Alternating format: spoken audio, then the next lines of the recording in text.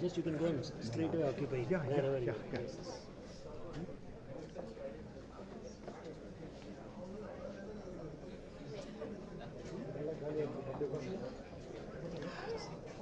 That side, all empty.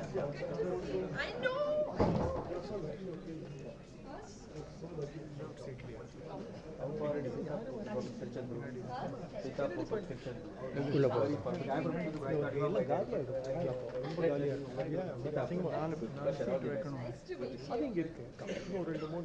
How is it going? It's going. No, it's not going. It's good. It's not going. He's It's good. retiring in May. Oh, fingers After but retires, February. Hello. I hope you got your map right. Yeah, I got it. Yeah, thank you.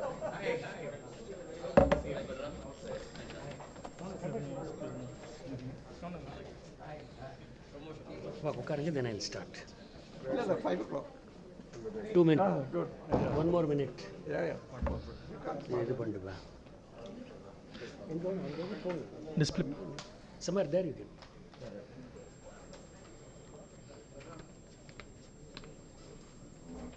Okay? All good, all good. So you would control it. I'll.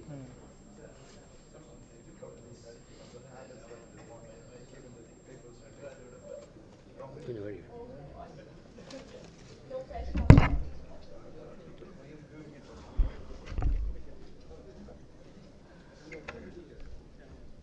So good evening, ladies and gentlemen. It's exactly 5 and all Palkhivala Foundation lectures start on time and end before time. But having said that, very happy to not really welcome formally. There is a formal welcome address which will follow. But one usual standard operating procedure announcement, all mobile phones on silent mode please. We have a very interesting schedule. I'll just go through the schedule first. There will be a formal welcome address by Mr. Arvind Datar, founder trustee of the Palkhivala Foundation, followed by a 20-year journey of the foundation and what lies ahead by our managing trustee, Mr. S. Mahalingam. Thereafter, there will be a book release. This is a book which has captured the story of the last 20 years of the foundation through photographs and various memories of different personalities who had occasion to deal with Mr. Palkhivala. It has come out very nicely. The book will be released by none other than Roshni Nadar, our chief guest. The first copy of the book will be received by Dr. Lakshmi Venu. After the book release, there will be an acceptance speech by Dr. Lakshmi Venu. I'll hold the subject till I actually introduce her and before she comes to speak. Thereafter, Roshni Nadar will deliver our 41st Nani Palkhivala Memorial Lecture. The subject is Mission Possible Sitapur to Stanford. Hold your breath, it's a very important subject, very interesting subject. We have allotted sufficient time for audience interaction, Q&A that will follow after Roshni's presentation. Finally, there will be concluding remarks and vote of thanks by V. Ranganathan. This is the schedule, so please wait till the very end. We are in for a very interesting sequence of events. So I now formally request Mr. Arvind Datar to kickstart with his welcome address. Arvind, please.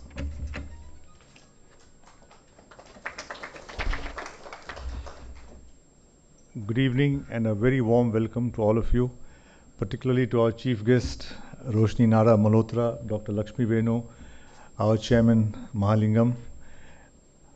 It's nice to be back after COVID, after 2 or 3 years of online lectures. It's so nice to be back. The online has its advantages. I think nothing like having a lecture in person, and it's wonderful to have two very talented young people to address our gathering.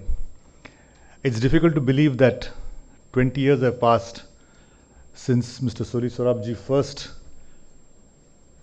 gave the first memorial lecture at the Rani Sita Hall, which was presided over by Dr. Lakshmi Venu's grandfather, who was very, very closely associated with Mr. Palkhivala. When we started this trust, we had the objective of inviting eminent people to speak on topics of national interest, public interest. And to this end, we've had the privilege of having some of India's most eminent citizens address us from time to time. After the first lecture by Mr. Soli Sorabji, we've had a galaxy of speakers from the fields of politics, economics, law, of course, medicine, and even sports. Just to give you a flavor of the kind of speakers we had Mr. Prime Minister Narendra Modi, who spoke in October 2013 before he got elected to a packed audience at the centenary celebration. We had Dr. Raghuram Rajan, we had Yashwant Sinha, we had Kiran Bedi, we had Arun Shuri, and of course I can also mention in sports we had a wonderful lecture by Bishan Singh Bedi. So we had a very eclectic mix of speakers. Now I'm so glad that the organizers have chosen a young speaker who both the people on the audience are the face of the future, and I'm sure that in the years to come we will see more of them at the national level. The topic, I'm not going to speak about the topic because she's going to speak on this topic of Sitapur to Stanford, Mission Possible. And that, in a sense, is a very timely topic because it echoes, in a sense, the journey of Palkhivala himself. And when I wrote the Courtroom Genius and interviewed so many people, it was also Mission Possible because it was from a small flat on the second floor in Tardeo, the son of a laundry owner, to the top echelons of Bombay thing. It was equally Mission Possible. Just as Sitapur to Stanford, you can say from Tardeo to Bombay House was equally a stunning journey. I'm so glad that she's portraying what is possible given the will, given the hard work. And that's one subject which always fascinated me as to what makes persons reach the stratospheric levels of achievement. When I wrote the Courtroom Genius with Mr. Sorabji, Mr. Fali Nariman quoted a nice quote. He said there are many batsmen who reach the Hobbs class, but only 1 or 2 reach the Bradman class. So these are the people who have reached those heights. I have always been fascinated. For example, Arunima Sinha, double amputee who climbed Mount Everest. Then you have, I don't know if how many of you have seen, if you've got Netflix, please take the trouble of watching a short film of 110 minutes of 14 peaks. I don't know if you watched it, and it's by a Nepali person who born in utter poverty, joined the special forces and completed all the 14 peaks above 8,000 meters in 6 months and 6 days. It was done by Ranald Messner in 14 years, and he set the target of Project Possible. He called his book Project Possible and did it in 6 months and 6 days. The 6 days was spoiled by China, who did not give him the visas on time.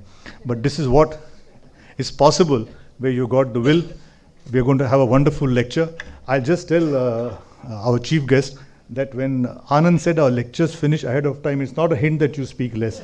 You please, you Dr. Lakshmi, you can speak as much as you want. So don't. It's not. We're not dropping hints here. So, so we are here to use a wonderful lecture called Project Possible, and in a sense, it echoes one of my favorite sayings, which is that only those who attempt the absurd achieve the impossible. Thank you so much, and welcome to all of you to the 41st Palkhivala Memorial Lecture. Thank you very much.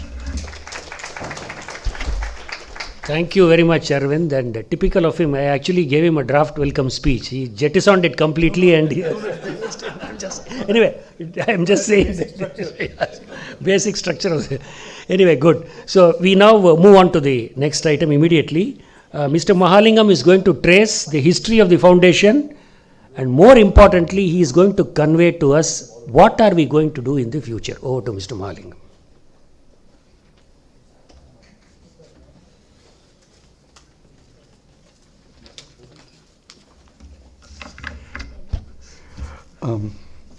Good evening, friends. It gives me a lot of joy and a sense of satisfaction that the foundation has completed 20 years. What started in 2003 as a step to perpetuate the memory of this redoubtable Nani Palkhivala has now established a brand which has to be preserved for posterity. Mr. Nani Palkhivala was a great communicator, as all of us know. Reflecting on character, he once said, and I quote, "Character is integrity plus altruism. Fame is a vapor, popularity an accident. Riches take wing, and those who cheer you today will curse you tomorrow. Only one thing endures, character." End of quote. He was a man of character, and he had only admirers, and I don't believe anyone cursed him at all. And when a condolence meeting was organized in Chennai soon after his passing, a number of eminent citizens of Chennai who had close association with him suggested that we form an association to preserve his memory and to continue what he was doing, which was to inform and educate the public. The first trustees were Arvind Datar, R. Anand, B. Ranganathan, Vijay Raghavan, and myself. As an employee of Tata Consultancy Services, of which Mr. Palkhivala was the chairman for over 25 years, I had a connection. I was also involved in coordinating his Madras visits in 1984, changed to Chennai later. From 1984 onwards, I was coordinating his visit. Arvind Datar, of course, India's leading lawyer, has had a close association. He is a member of the Board of Trustees of Palkhivala Memorial Trust, an organization which was started in Mumbai around the same time as we did here. This is the trust under whose auspices Dr. D.Y. Chandrachud, Chief Justice of India, delivered the memorial address on 21st of January this year in Mumbai. His talk, which was widely reported, was on the topic Traditions and Transitions, Mr. Palkhivala's Legacy in an Interconnected World. Datar is also the chief editor of the prestigious Kanga and Palkhivala Law and Practice of Income Tax. Along with Soli Sorabji, he has already talked about it. He has written a book, Nani Palkhivala, The Courtroom Genius. The other trustees, R. Anand, V. Ranganathan, and S. Vijay Raghavan, eminent chartered accountants, had attended Mr. Palkhivala's public speeches in Chennai, and they fell into his spell. Anand did all the paid work for starting Palkhivala Foundation. Soon we were joined by eminent lawyers, V.S. Jaikumar and N.L. Raja in 2005, Mr. K. Balaji in 2019, and Ms. Statira Ranina in 2021. The foundation was extremely fortunate to have the guidance and the overall support of the members of the Governing Council, consisting of Mr. S. Ram, who's here, Mr. K. Parasaran, Dr. S. S. Badrinath, N. Murali, and N. Rangachari. This was the origin of Palkhivala Foundation. As you go through the book which will be released today, you will note the kind of association that these trustees and Governing Council members had with Mr. Palkhivala and the impact Mr. Palkhivala had on them. People all over India had flocked to his public lectures on the Indian budget, delivered a few days after the budget papers were tabled by the finance minister in Parliament. Besides the union finance budget, he spoke and wrote on many other topics, including on education, which is the topic of the foundation lecture today. I recollect his spellbinding oratory in Madras in 1984 when he delivered the Dr. Chandran Devanesan Memorial Lecture on the topic of education. The main activity of the foundation from the start was to conduct public lectures, bringing eminent personalities from different walks of life. Needless to mention that with such a powerful team of trustees and Governing Council members, we were able to sustain the last 20 years in producing high-quality public lectures with the highest quality of speakers. In 2020, most of the speeches delivered on behalf of the foundation were captured in a book called Palkhivala Memorial Lectures 2003 to 2019.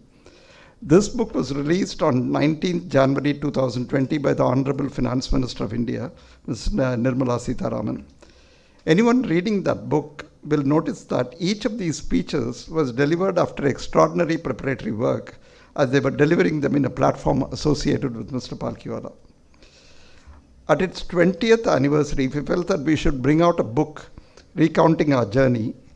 Even for our trustees, it came as a pleasant surprise that we had conducted so many high quality and high impact meetings, and we felt that the journey itself should be told through photos. In addition, we wanted a book of reminiscences of the man through articles written by people who are associated with him. In the book titled Palkhivala Foundation at 20, Remembering the Legend, which is going to be released today, we are capturing both these aspects. The above two books were edited by Mr. K. Balaji, trustee. Together, these two books will effectively convey the story of the man and the functioning of the foundation in the last 20 years. It's our desire that these books would convey to the next generation the huge contribution of the man in whose name the foundation was started and the various subjects that were discussed through the speeches delivered in the last 20 years. Apart from arranging public talks by eminent personalities, the Palkhivala Foundation set up Palkhivala Center on Constitutional Law and Public Law in collaboration with the University of Madras. This is a research center for postgraduate, doctorate, and postdoctorate students. As Palkhivala Foundation, we wanted to create an impact on the dispute resolution system. At this time, it is good to remember what Mr. Palkhivala said somewhere in the late 1980s. He said, and I quote, "A court of law is a Rolls Royce of 1907 vintage, steady and solemn, while an international commercial arbitration is a 1987 Honda car which will take you to the same destination with far greater speed, higher efficiency, and dramatically less fuel consumption." And end of quote. We felt that we had to create the appropriate ecosystem in the country for propagating institutional arbitration. The Palkhivala Foundation has sponsored Nani Palkhivala Arbitration Center, called NPAC, to provide facilities for institutional arbitration, and NPAC was formally inaugurated in 2005. It's our firm belief that institutional arbitration and use of technology in this area will play an important role in the settlement of disputes as we go along. NPAC has substantially contributed to the deliberations of the Law Commission headed by Justice A.P. Shah, as it made recommendation for amendment of Arbitration Conciliation Act, which was later made into law. NPAC contributed to the Justice Sri Krishna Committee, which went into ushering in institutional arbitration.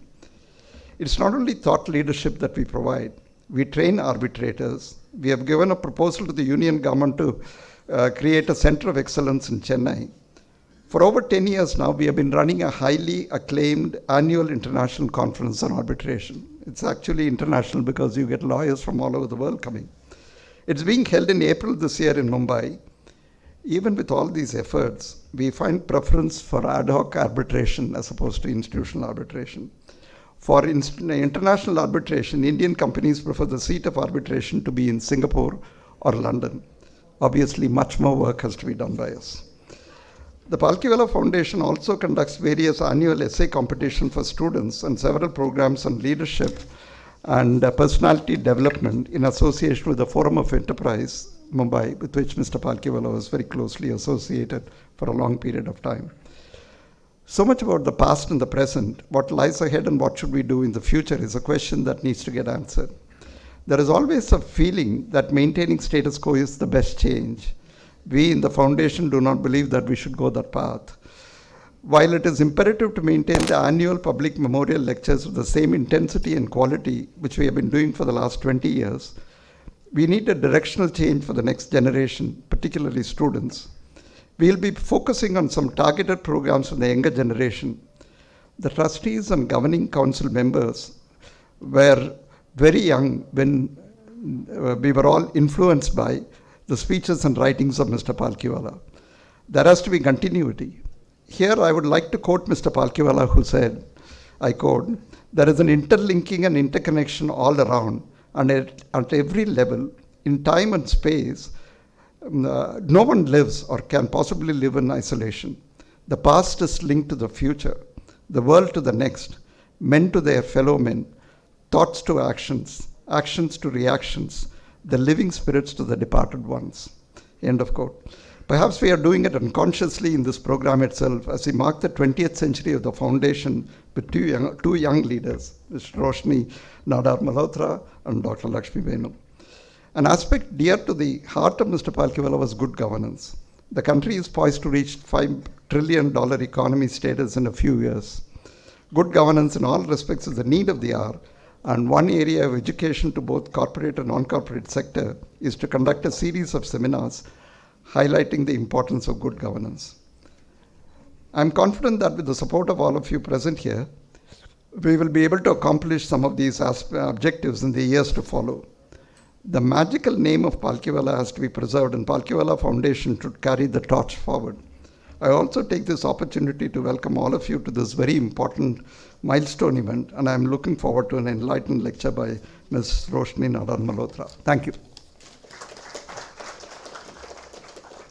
Thank you, Mr. Mahalingam. The future is all about Gen Next, and that has come out very clearly in what lies ahead. But we'll quickly move on to the phase one of our program, which is the release of the book. The book is here. So, without too much of ado, I would request Roshni to release. Somebody has to open it. Take the first copy to. Yeah.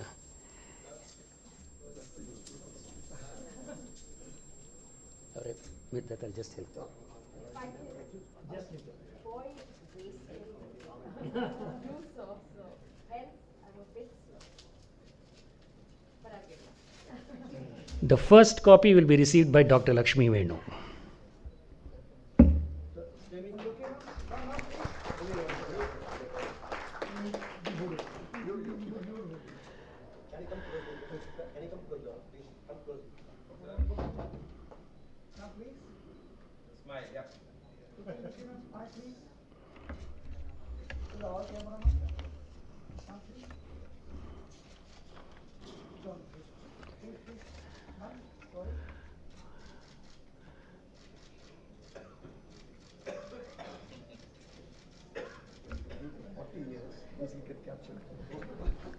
Thank you, Roshni Nadar, for releasing the book, and Dr. Lakshmi Venu for accepting it. The books are all lying outside. After the concluding remarks and the vote of thanks, we will see that each one of you carry one book with you. It's also online. So this is formally now available to the world at large. It carries very interesting photographs. In fact, I don't want to spill the cat, but that book will be a treasure for all of you. Now we move on to the acceptance speech. But before I do that, I need to do two things. One, of course, I have to introduce Dr. Lakshmi Venu formally to the audience.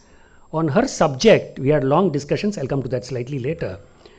Dr. Lakshmi Venu is the Deputy Managing Director of TAFE Motors and Tractors Limited, which is a part of the TAFE, one of India's largest manufacturers of tractors and agricultural equipment under the Massey Ferguson and Asia brands.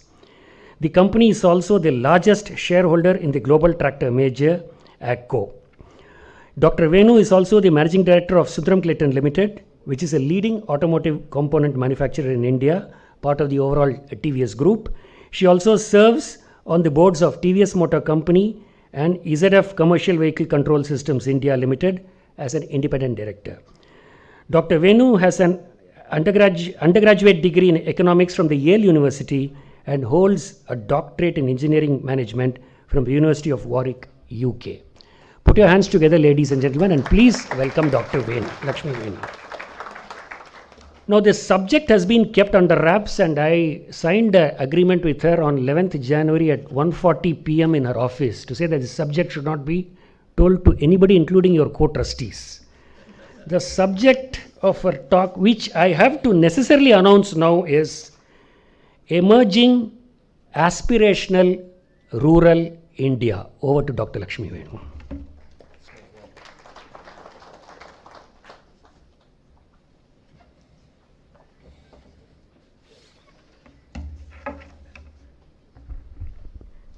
Good evening, ladies and gentlemen, and thank you very much, Mr. Anand, for the warm introduction.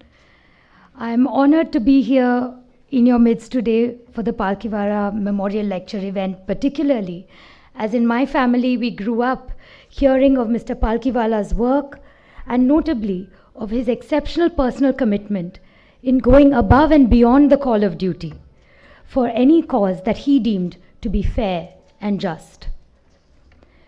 When I met Mr. Anand, he shared the Foundation's vision for building a dialogue around issues that will shape India's future.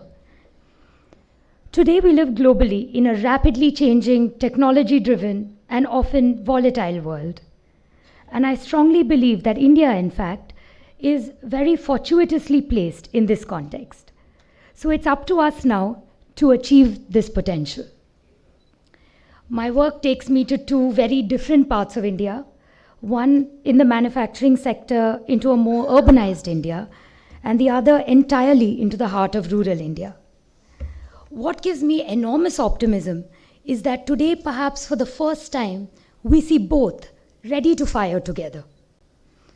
And today I'd like to share with you all just a few observations on the changes I see in the latter, and I hope that each of us can contribute in some way towards accelerating the growth of rural India and bridging the urban-rural development gap. Today's rural India, in my experience, is very different from what it was a decade or even 5 years ago. It is seeing both opportunity and sheer ambition like never before. A few months ago, I had gone to meet a tractor customer in Madhya Pradesh, a young lady in her 20s. Her father owned a modest-sized farm and passed away while still paying the loan on his first tractor. Instead of going the traditional route and accepting help from uncles and others in the family to run the farm, she chose to drop out after the second year of engineering college, took over the farm, renegotiated her loan, and today is the proud owner of a fleet of tractors and agricultural equipment and a thriving rental business. She has educated her younger siblings. Her younger sister is poised to join the Indian Army, and her younger brother to be a chartered accountant. So this is the ambition and enterprise of a young, aspirational, rural India, and it is far from an isolated example. Nearly 65% of our population is rural, and we cannot progress as a country by leaving rural India behind. For us to move forward on all parameters, including key social indicators, it is most important to have an economic revival that is sustainable in our villages. This movement is well underway, and my heartfelt appreciation for the government initiatives that are clearly and visibly making an impact on the ground. Today, large parts of the country have access to water, electricity, quality housing, and primary health care that they did not a decade ago. It's very visible as you travel through parts of the country. The government's push on infrastructure is enabling both employment today while building the foundation of a stronger and more connected rural economy for tomorrow. Better access to information and connectivity through the digital revolution has surely changed the face of our country. The digital space for rural India is a source of information, a marketplace, and increasingly a solution provider. And I do see that each small change through this medium is accelerating rural entrepreneurship. Today, one of our customers, a potato farmer in UP, has decided to store his crop in cold storage to wait for better prices from Bengal, thanks to the information that is available to him online. In the interim, he's transformed the productivity of a short-term banana crop simply by looking at ideas from Gujarati farmers on YouTube. So we're regularly starting to see seasoned farmers implement and adopt practices that are unusual to their region. They're not seeing this around them, purely due to the power of easy access to information online. When I visited a potential customer's home hours after the launch of a new tractor that he was certainly yet to see, He had done a remarkably thorough analysis of it from all that was already available online and had some very insightful and hard-hitting questions for me as well. Digital payments too have changed the financial dynamic in our country. At a small Maggie stall while traveling in a part of the country considered remote, I'd asked for some change from a Maggie vendor along with my Maggie. And he said, "Madam, मेरे पास change नहीं है, आपके पास GPay नहीं है क्या?" And lastly, rural India is receiving unprecedented ease in the access to capital. In addition to and apart from farming, rural India is replete with micro-entrepreneurship. This is coming through multiple channels, from government schemes that support startups in India aligned to the government's vision to support rural entrepreneurship, the reach of NBFCs, which has deepened quite substantially in recent times, and the presence of NGOs, who play a vital role in connecting communities with the right schemes and marketplaces that they need. Notably, if I may add, has been the support for an increase in women's entrepreneurship. I do see this combination of factors coming together to give rise to an unprecedented rural enterprise, innovation, and prosperity that could change the landscape of our rural economy. The big opportunity and the challenge then in front of all of us today is how do we build on this momentum and support this energy? Each of us as businesses, individuals, or a foundation surely have a role to play. The focus of the foundation, both at the TAFE and the TVS sides of my family's businesses, have largely been in the rural sector. At TAFE's foundation, we believe that today, farming is not what it was before. It is now a story of rural enterprise. With over 80% of Indian farmers being small and marginal, our goal is to help our nation of small farmers create profitable, sustainable farms. Inspired by the vision of my grandfather, who opened J Farm in the 60s as a model farm in Tamil Nadu to spread customized practices for the region to promote productivity, we seek to scale and build on this mission across the country. With sustainability being a focus, and that can very well come with small farms as much as with the larger ones, we promote farming which takes a balanced approach to nutrient management by emphasizing regionally optimal and cost-effective choices of seeds, inputs, multi-cropping choices, water and soil management practices, and a recycling of farm waste for productive purposes supported by mechanization. Moreover, to support their sustainable profitability so they can continue to enjoy a stable livelihood from their farm, we focus on a host of practices like animal husbandry, agroforestry, and others. And with significant latent potential to mechanize for productivity, we started J Farm Services, a free-of-cost marketplace platform to enable farmers of all sizes to create and benefit from a peer-to-peer rental ecosystem, again reinforcing and giving scope and a platform to rural entrepreneurship. An ecosystem that has today, in a few years, touched 30 lakh farmers across 16 states, and I believe a lot more potential exists.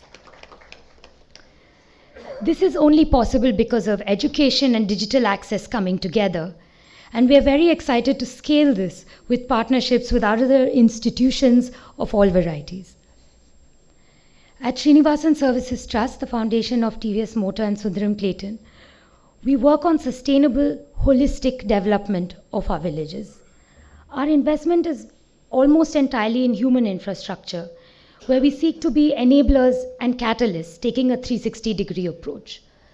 So we begin with community trust building, move on to enabling us to realize at the village the latent potential of women's entrepreneurship supported by adult literacy,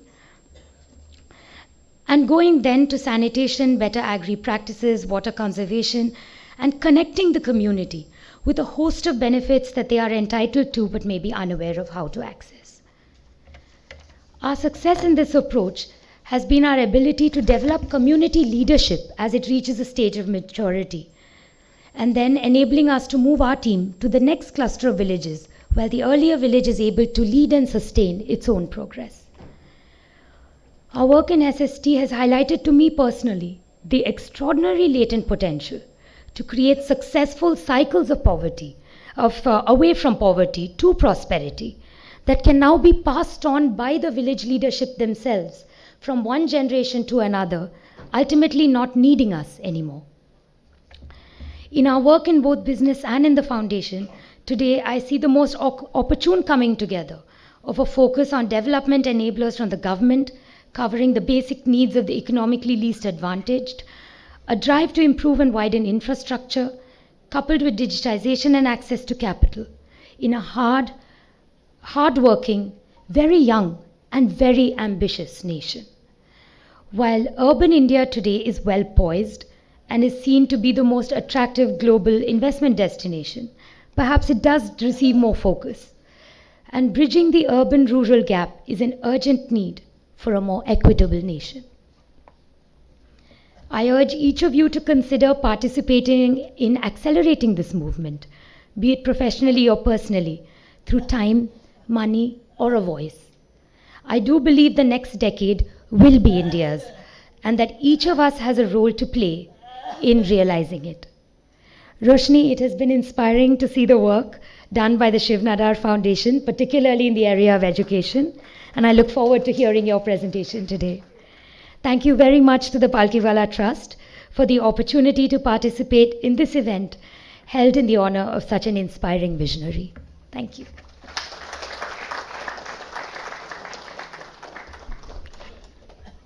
Thank you very much, Dr. Lakshmi Venu. In fact, you have actually given us the syllabus for the next 20 years for the foundation. This is exactly what we should be pursuing. What lies ahead, what Malingam raised, has been answered by this precursor. The main picture of Roshni Nadar is going to dwell deeper into this subject in a different angle. But before I call upon Roshni Nadar to deliver the 41st memorial lecture of Nani Palkhivala, I must mention to this audience this particular fact. Despite her hectic schedule, I know from Mr. Srinivasan, who has been the instrumental in getting her to this lecture today, she's been all over the world. She was in Davos, she's flying in, flying out, but she has made it a point to come exclusively for this event today, and she's flying out. I want all of you to give her a very big. It is not easy with all the time zone differences and all that, but that's the importance that she has given to the foundation and the name Nani Palkhivala. So it's my pleasant duty now to quickly introduce her to this audience and then make her start the presentation. Roshni Nadar Malhotra is the second generation entrepreneur and chairperson of HCL Tech, a leading global technology organization with a market capitalization of $34 billion. She is also the chairperson of the CSR in the board committee. Roshni is a trustee of the Shiv Nadar Foundation. Since its inception, Shiv Nadar Foundation has invested $1.1 billion in nation-building institutions and driving transformational leadership. Roshni is also the chairperson and driving force behind Vidya Gyan, a leadership academy for the economically underprivileged, meritorious, rural students of Uttar Pradesh, and has been working towards nurturing future leaders from rural India who can be catalysts of change for their communities, villages, and the nation at large.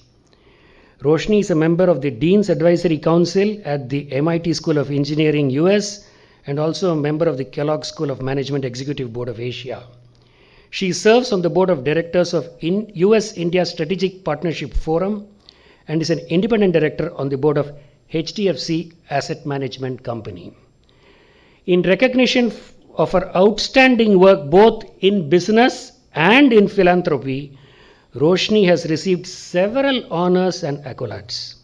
Some of these include being featured for the 6th consecutive year in the world's 100 most powerful women list, compiled and released by Forbes in 2022. In 2020, Forbes also featured her among the 25 most powerful businesswomen in Asia.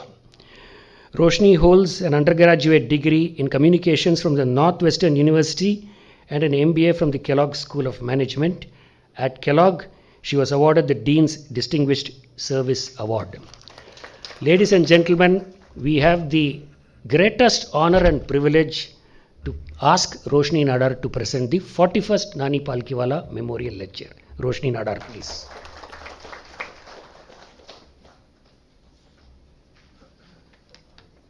Thank you so much for such a generous introduction.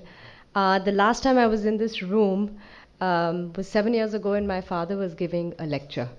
So now I have the spirit of Nani Palkhivala and Shiv Nadar floating around me as I speak. So no pressure. But good evening, and thank you so much to the Palkhivala Foundation for inviting me to speak today.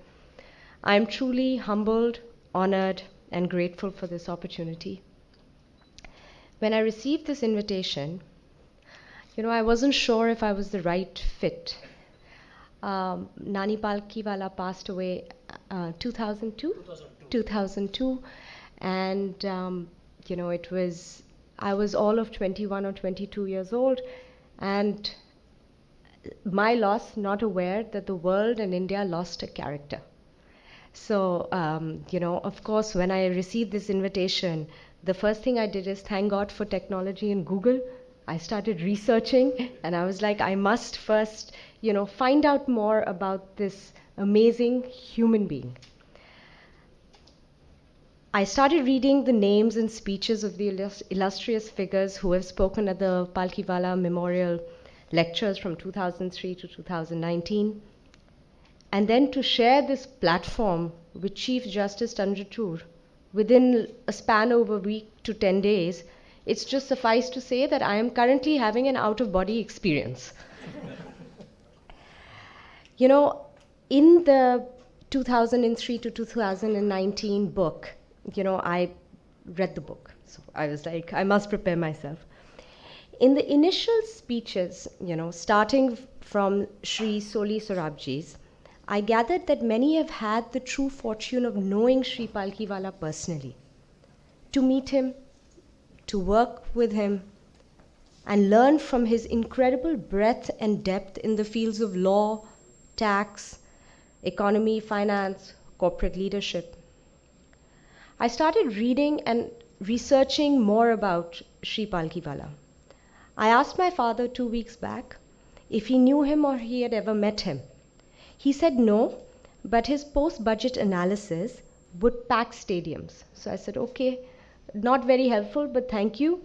Then today morning, I was speaking to the CEO of Shiv Nadar Schools before I flew out, Colonel Gopal Karnakaran, and he said exactly the same thing to me. Nani Palkhivala's post-budget analysis would gather crowds close to 1 lakh. So I said, that's great, but you're not helping me. So all this, when I heard from a lot of people, is a result of who he was.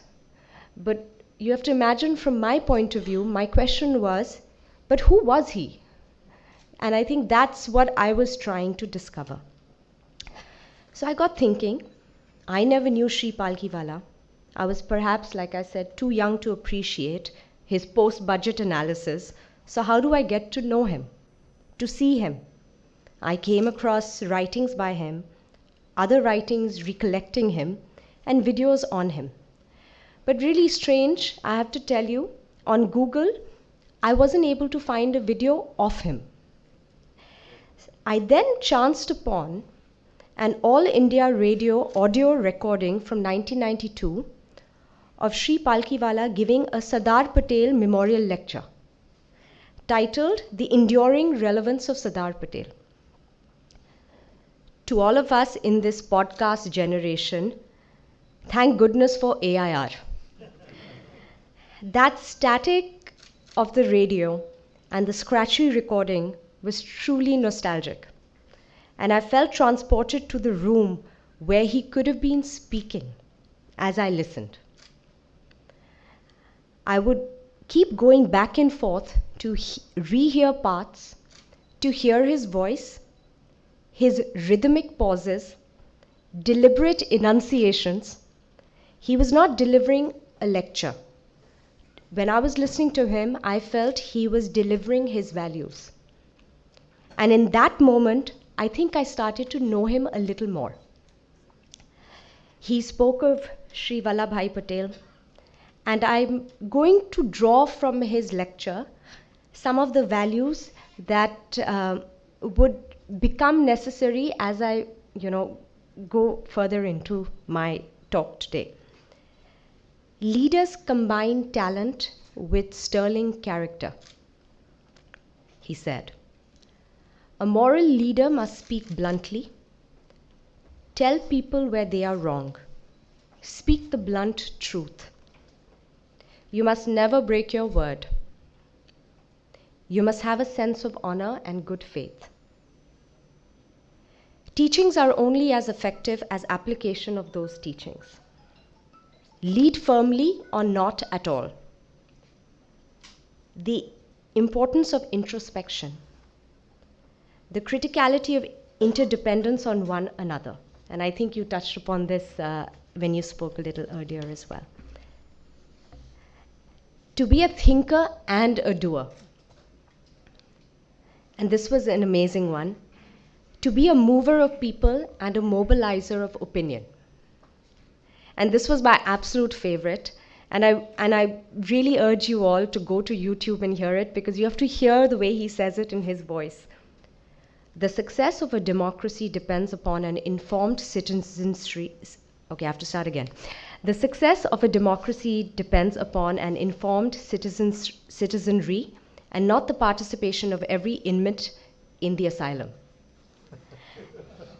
And it was just amazing to hear his voice. I was getting to know him a little better. In the book of the lectures from 2003 to 2019, in Sriram Panchu's A Man for the Common Man, Sriram references Nani Palkhiwala's selected writings, a 1999 publication, and the personalities who have shaped him from the Mahatma to Nusarwanji P. Pavri, and I quote, "The last is an unknown name among the galaxy of the great, and it is typical of Palkhivala to remember his school teacher, to whom life has not given his meed of reward, as one who encouraged his pupils to disinterested labor both in trying to do good and in trying to find out what the good is." His school teacher. So this got me thinking, to what extent does school play a role in leadership? Because I think a lot of the rhetoric, at least since independence, at least in our country, has been about higher education. Let's take it back. Let's take it to schools. And I need the clicker. If you could just, okay. So if you look at these names on the slide, yeah, I don't want anybody to miss. So if you just see the names on this slide, what do you think is common amongst these people? I mean, anybody. Exactly. So it's Doon School, it's all men and no lawyers. And I think for me, this was a very interesting slide because it's an illustrious list of leaders. And most of them come from relatively privileged backgrounds. And even if they came from humble backgrounds, at least they had the advantage that at least one or two of their parents was probably educated. And I remember when I was at Harvard University speaking to an admissions officer, and I said, which are the institutions that you usually pick up students from? And the admissions officer said to me, Doon School and DPS RK Puram in Delhi. So I said, no other school. He says, no. Of course, there are other applications that come in and we consider them on merit. But from India, there's always two schools we look at every year to see applications, which is Doon School and RK Puram. So then that got me thinking that, okay, let me just, so the Doon School, yeah. So then that got me thinking that most people will talk about rural India and say the problem statement is, and I wanted to focus on the opportunity statement. The opportunity statement is that while a lot of people are trying to fix the problem of education, is there anybody who's really focusing on the problem of leadership? And to me, that's very important, because we can spend a lot of money and, you know, target millions of lives and try to improve education outcomes. But what about leadership outcomes? Why did we choose Uttar Pradesh?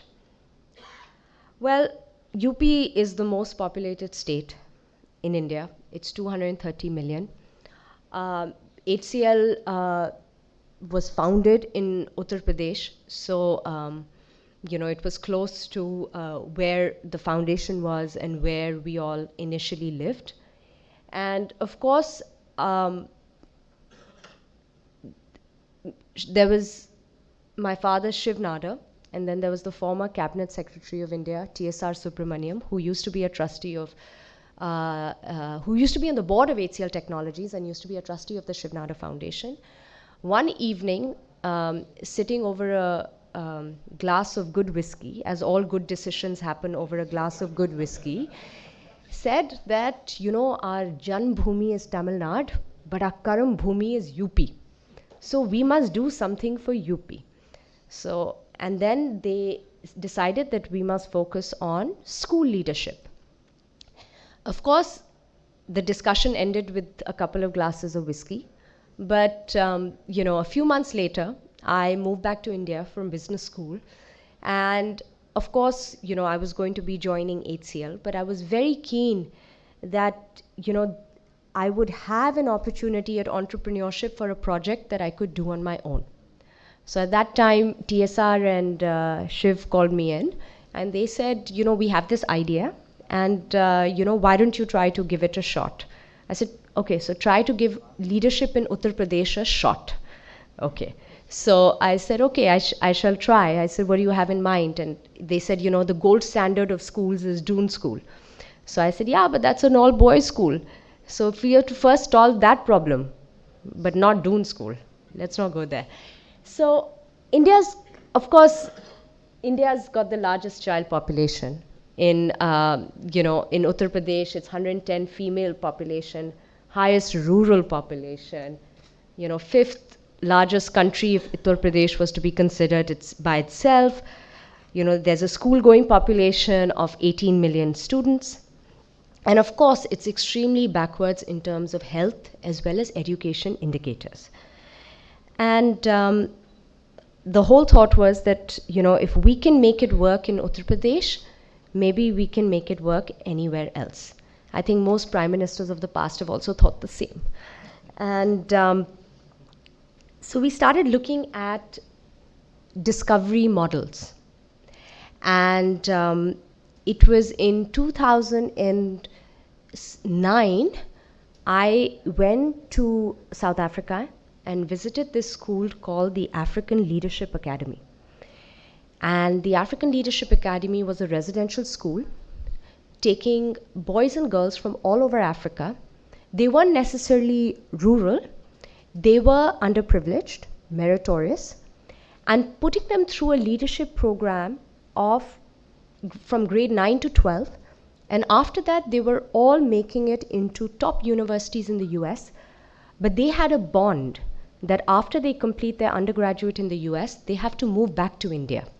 They have to move back to Africa, because the whole premise of the African Leadership Academy is Africa should have the next Steve Jobs. Africa should have the next Bill Gates. So they have to move back, because if they migrate, then it's brain loss. And I think we know some of that from the India experience. We had roundtables with the Uttar Pradesh government.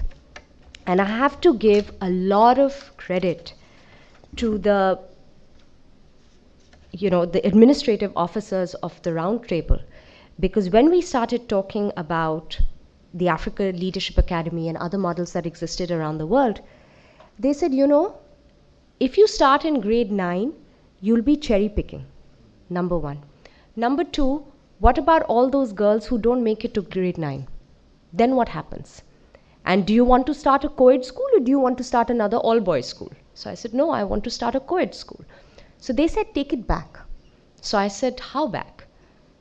They advised grade 6.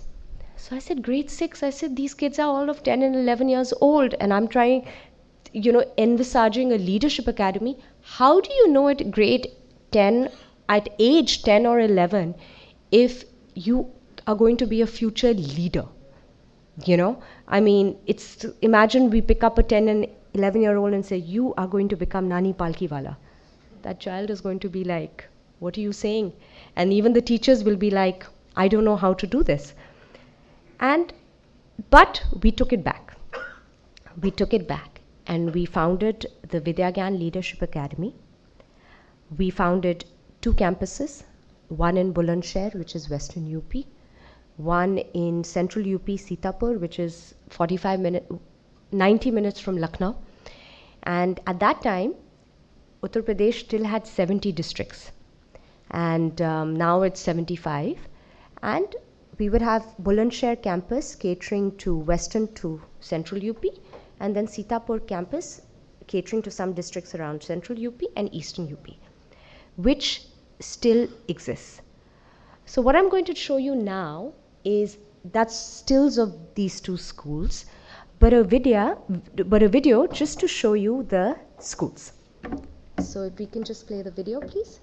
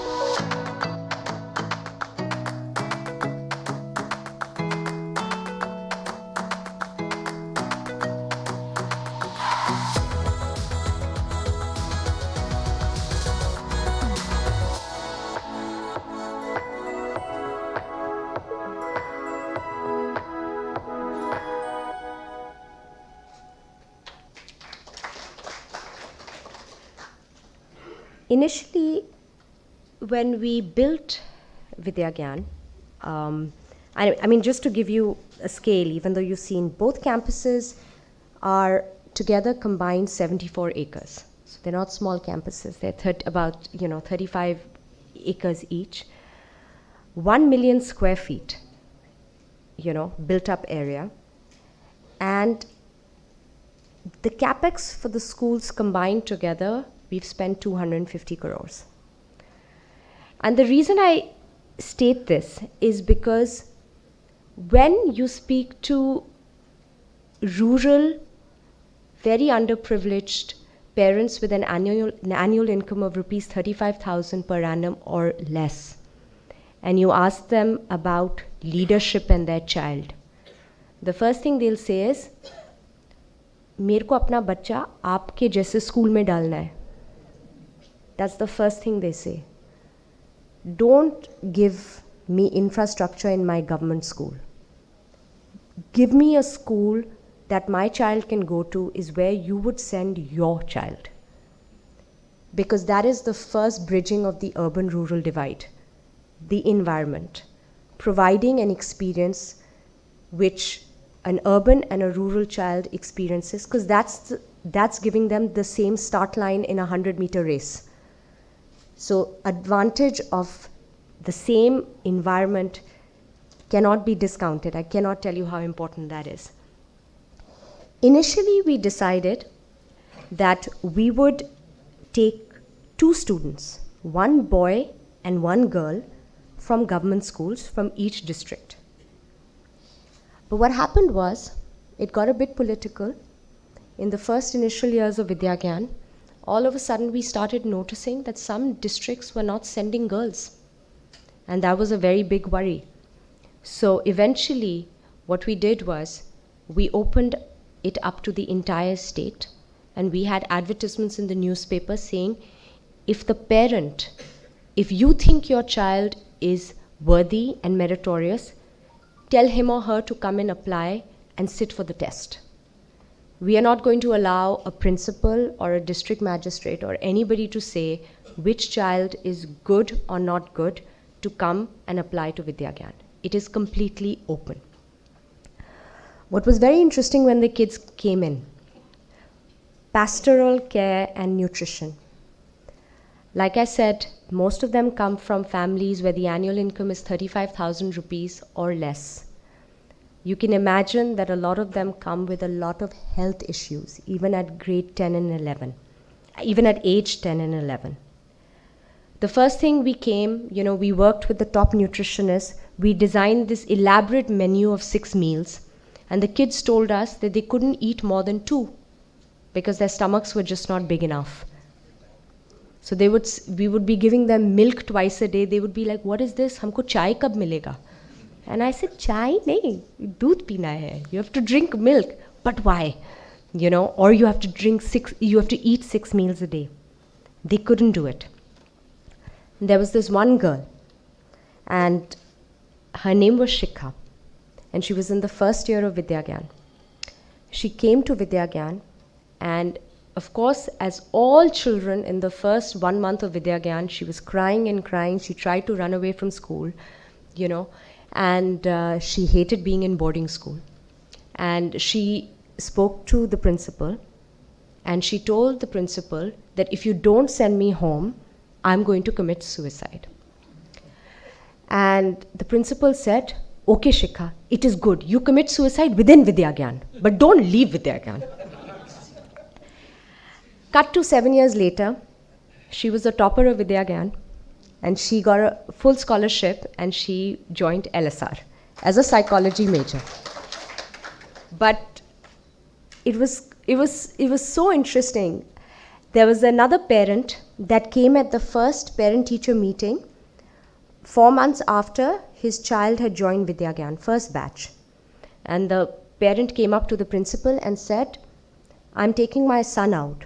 And the principal said, "Why?" "He's become very thin, and you are not feeding him well." The principal said, "6 meals? What are you saying?" He says, "No, but the food is not good. You are not feeding him well. He's lost weight." So the principal said that let's get a weighing machine. And if he has lost weight, you can take him.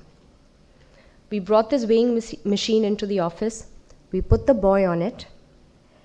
He had gained 4 kgs in 4 months, nutrition, but he was looking lean because he had also gained 4 centimeters. So hence, he was looking a little slim. So the parents said, "Okay, you're doing very good." Then attention from parents and teachers was extremely important. Inspiration for leaders, inter-school competitions and events, urban household exchange programs. So as a lot of you know that, we're starting a Shivnada school here in Chennai. We've got 2 in Delhi as well. We have the Shivnada school and Vidyagyan within the foundation have lots of exchange programs. And it's quite funny because our Shivnada school kids go and stay at Vidyagyan for the weekend, and they say their campus is so nice and their food is better. So the Shivnada school parents and students have more problems. So I was like, that's because you guys are just getting too many sweets at home, which you need to stop getting, and eating more nutritious food. Then exposure to global language. When all the Vidyagyan students come into Vidyagyan, they all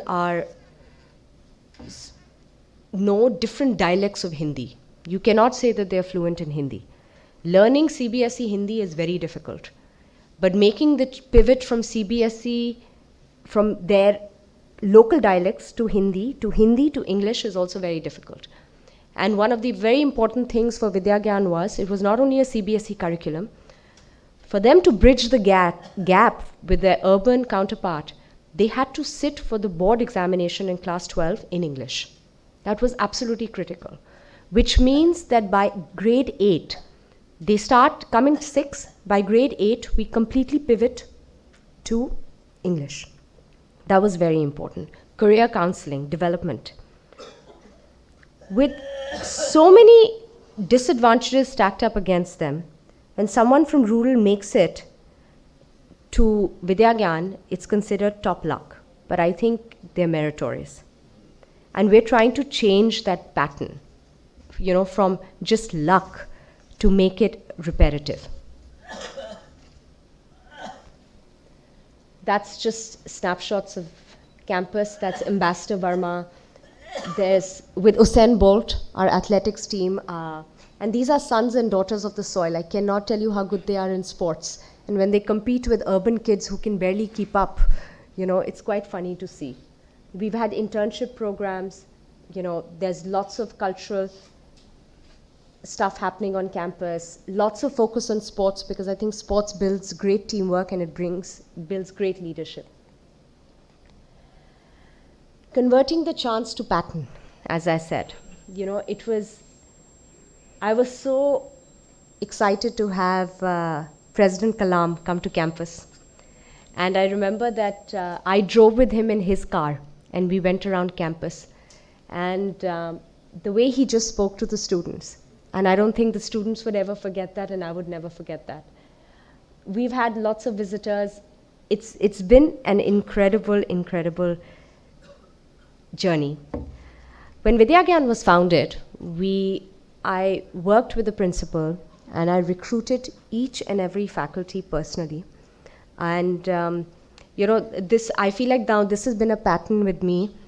I'm not from education, but I was working in education. I'm also not from tech, and I'm leading a tech company. So it looks like that's a pattern. And what's really heartening to note is that even today, after 14 years, all our teachers are with us. Not a single teacher has left. Which is so important, because I think, we do the dreaming, but they do the doing. And, they are the thinkers and doers, as I said, at campus. The student-teacher ratio is at 8:1. And what's also very interesting is about 6 years ago, each of the Vidyagyan campuses had about 800 to 900 kids. But there was something wrong. It was a homogeneous set. There were only students from UP. And I started thinking, and because I guess the privilege that I've had of a global experience, that unless you have a very diverse experience, how are you ever going to be a leader? So we opened up the Vidyagyan admissions to other states. And there's 14 more states, actually. The states of the Northeast, Ladakh, Rajasthan, Madhya Pradesh, and we also have one brave student from Tamil Nadu, in Sitapur. And it was very important to get them in. And then we had students also coming from cities. So this was the first pattern that we were breaking in Vidyagyan, that even though the majority of students were rural, underprivileged, we had about 30 to 35 students coming into the school, which were coming from different states, different language, different cultures. And it was so interesting, because we had kids who came from the Northeast. And when they came from the Northeast, they looked at the Vidyagyan menu, and the first thing they asked is, where's pork? And I was like, oh my God, now we have to deal with this, but they have a very different diet. They were very good at football, they were very good at gymnastics. Our UP kids were like, what is this? We can't keep up with this. I said, well, this is what you're going to see in the real world. In the real world, when you go into a university, you're not going to have your Mausi's son with you. You're going to have someone who's going to probably come from somewhere else. And if they come from Bombay and Tamil Nadu, God bless you. So I said, you better be prepared that you're going to have a lot of kids from all over the world.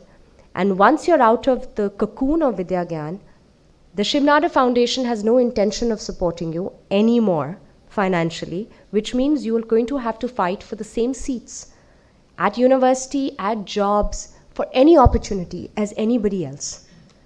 So, you better get used to diversity. So I think that was extremely important. So now we've got about 58 students across both schools, which have come in through lateral admissions and growing every year. what's also very interesting with Vidyagyan, and I have to say this, is from first year in Vidyagyan, we had 35% girls. So these are now rural, underprivileged families whose children are first generation learners, and they've opted to send their girls to a co-ed boarding school. I mean, I cannot not appreciate the bravery of the parents, because a lot of people, a lot of times when I've done media interviews, you'll be surprised at how many times media says, poor people, they don't want to educate their girls. Nonsense. They want to educate them in girls. They want to educate their girls in schools where I go. Okay? Don't have that presumption. And today it's amazing, after 14 years of Vidyagyan, this year in our admissions intake, in both schools, we've had more girls that have joined than boys, based purely on merit. And today both schools have 55% girls and 45% boys. And these are all kids who've come in grade 6. And this is just by chance and just by a merit list. It's not that we have quotas for girls and for boys. But I think it's very important to break this, and it has spirals of inspiration in the villages that these girls come from. Because for every one girl that gets into Vidyagyan, there are at least 30,000 girls in that village who are aspiring for the same. So if she's not making it to Vidyagyan, she's making sure she's topping her government school because she makes it to an IIT. So it's very important that we acknowledge this fact. I have another video that I want to show, and yeah, can you just play that? पिताजी तो हमारे blind थे, आँख से कम दिखता था। हम छोटेपन से जो है अपने कुछ रोजगार के चक्कर में लग गए, ज़्यादा नहीं पढ़ पाए। मैं 11वीं तक पढ़ा था। मानवी बचपन से ही तेज रही है, पढ़ने के प्रति भी उसका लगाव अच्छा था, गुरुजनों की प्यारी थी। पिताजी भी खेती करते रहे, जहाँ तक किया वहाँ तक कच्चा 8 तक हम लोगों को पढ़ा पाया, खेती में ही जुट गए। सुमित को भी हम तो चाहते थे खेती में काम बढ़ाओ, फिर भी उन्होंने टॉप कर लिया स्कूल में। फिर हमने सोचा चलो काम तो होता ही रहेगा अपना, मगर हम लोग ये नहीं समझते थे कि ये हमारे बच्चे इतना पढ़ जाएंगे।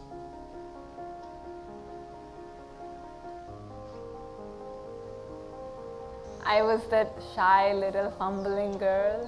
With time I learned new things, and wherever I've reached, it's just because of Vidyagyan, because they have nurtured my mind with education and knowledge.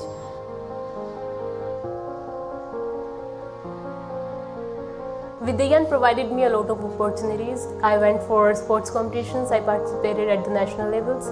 Apart from that, I gave a lot of competitive exams as well. I met an intern from Harvard. She told me about how I can go to USA. She told me about SAT and how I can prepare for that.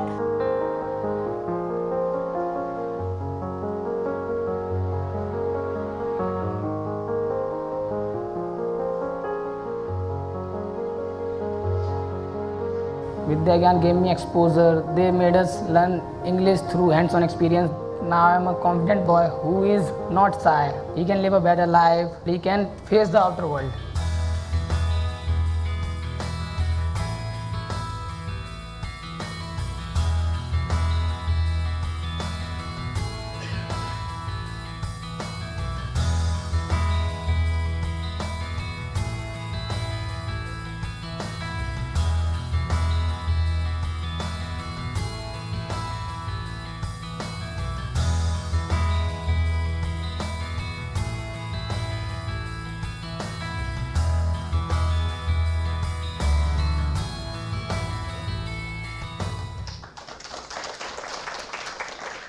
So these are just some of the alumni. So this is Manu. He's a student of ours at Stanford, and he's studying international relations. But just look at his transition. That's the first time he came to Vidyagyan. He looks so upset because he's being left at boarding school. That's somewhere in the middle of it. And then the first semester when he made it to Vidyagyan, Sundar Pichai was walking on campus, and he ran up to him and said, "Can I take a photograph?" Oh. You know, so. And And I met him in Stanford last December. I was visiting California. So I said that, Manu, I've never actually walked the campus and I'd like to come and will you show me around? He said, yes, Roshni Didi, I know you never got in here. I said, no, that's not what I said, Manu. He said, yes, Roshni Didi, I know you never got in here, but you come to my campus and I'll walk around with you. So I was like, okay, thank you. It's humbling experience, but it was amazing because he just went from his village to Vidyagyan. He had never visited Delhi in his life. He probably still hasn't. He went from Vidyagyan to the Delhi airport and then flew to Stanford. So it was just amazing.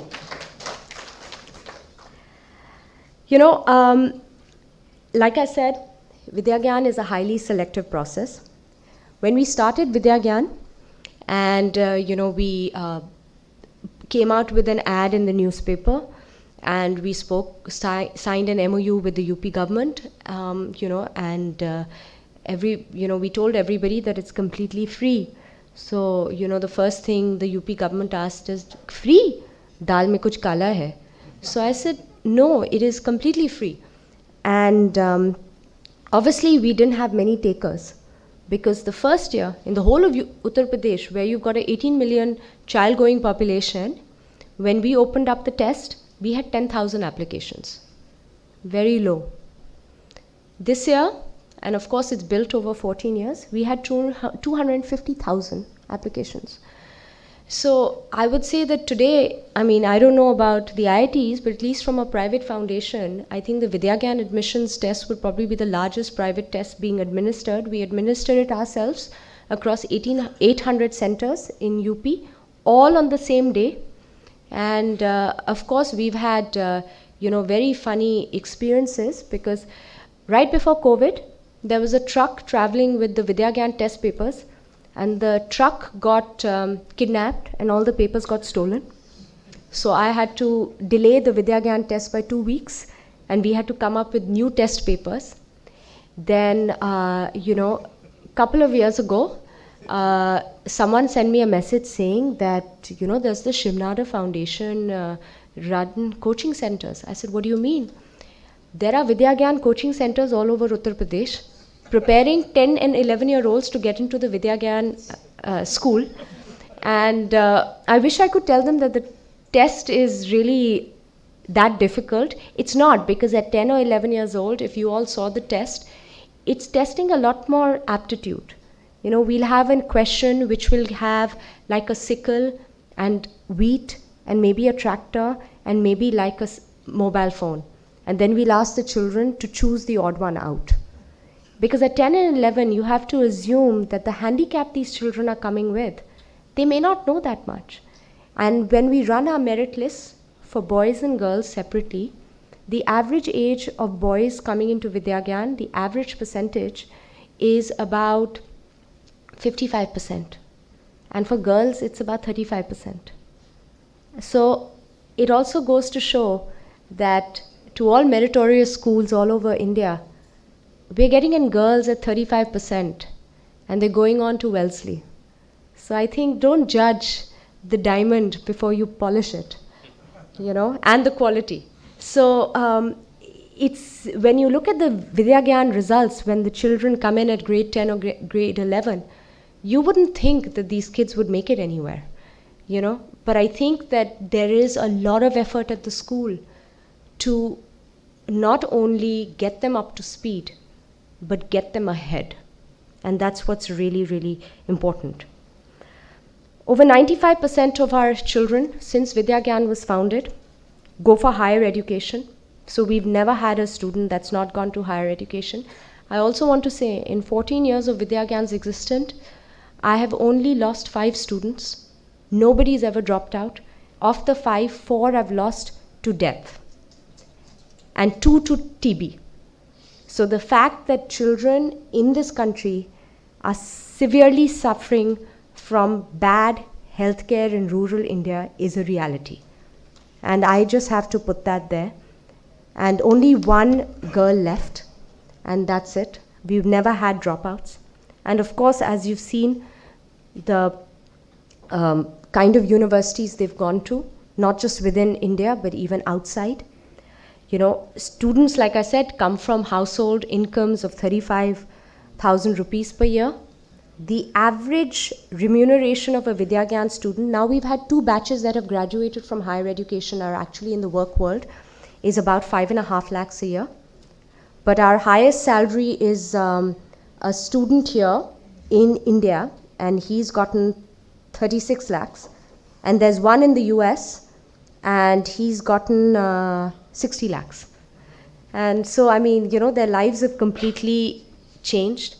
I think what's also amazing about Vidyagyan, we, of course, I don't know if it's ever come out in the news, when Vidyagyan started, we started with an average of 85% in the first year of operation of grade 12 results. And today we're at an average of 93%. And 2 years ago, or 1 year ago, I think Vidyagyan had the highest, was the number 1 school in India for CBSE grade 12 results. And the interesting thing is, ever since Vidyagyan was founded till today, the top rank holders have been girls only. And the lawyers will be so happy, they've all come from humanities. So no engineering, which is great, because I think there's a lot more discussion about girls in STEM, boys in STEM, but I think it's very important to see the role that humanities plays. And of course, our biggest validation came 6-7 years ago. Deepak Parekh, I had been trying to reach him, and this is before I got onto the board. I didn't know him, I'd never met him before, but I was trying to reach him, and I was trying to reach the HDFC Foundation, because it was very important for me that if somebody else of credible note is willing to put scholarships for Vidyagyan kids, then it is not Shivnada Foundation smoking a pipe dream, it's someone who's willing to invest in your product, if we are to simply look at it in business terms.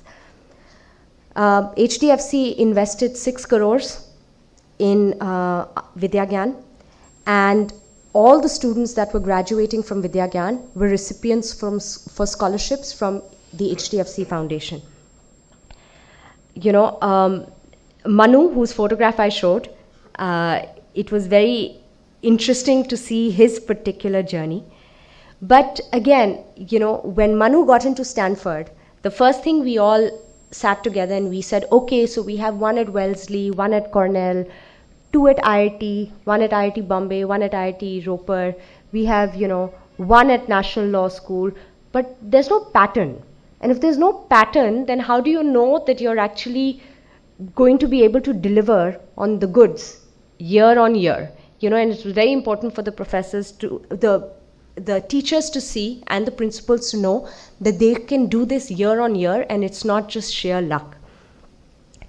This year, a girl from Sitapur, Dakshayani, is joining Stanford again with a 100% scholarship, and she's pursuing a major in bioengineering and a minor in entrepreneurship. So now at least, I don't know about Harvard, but I can go to Stanford and say, which school do you take kids from?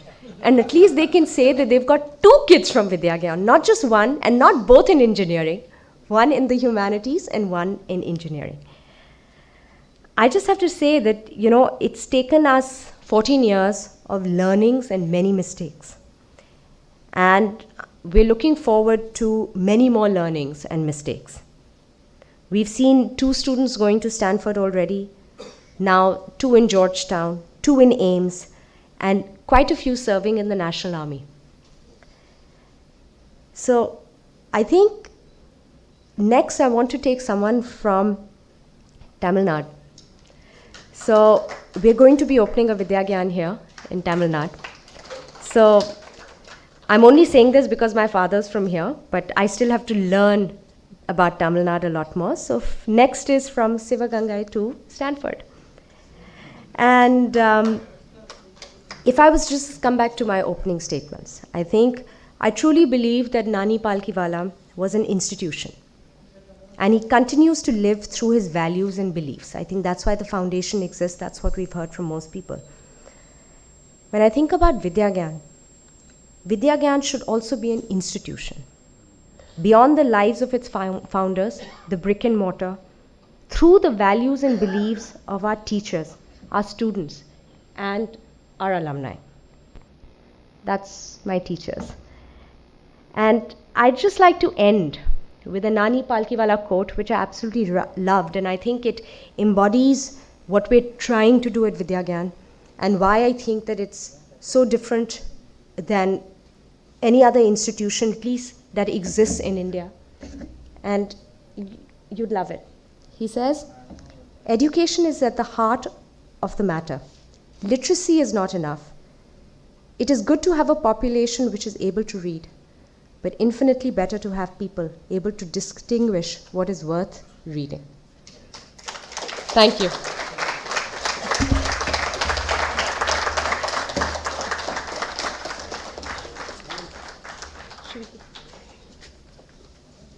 That was superb. Thank you.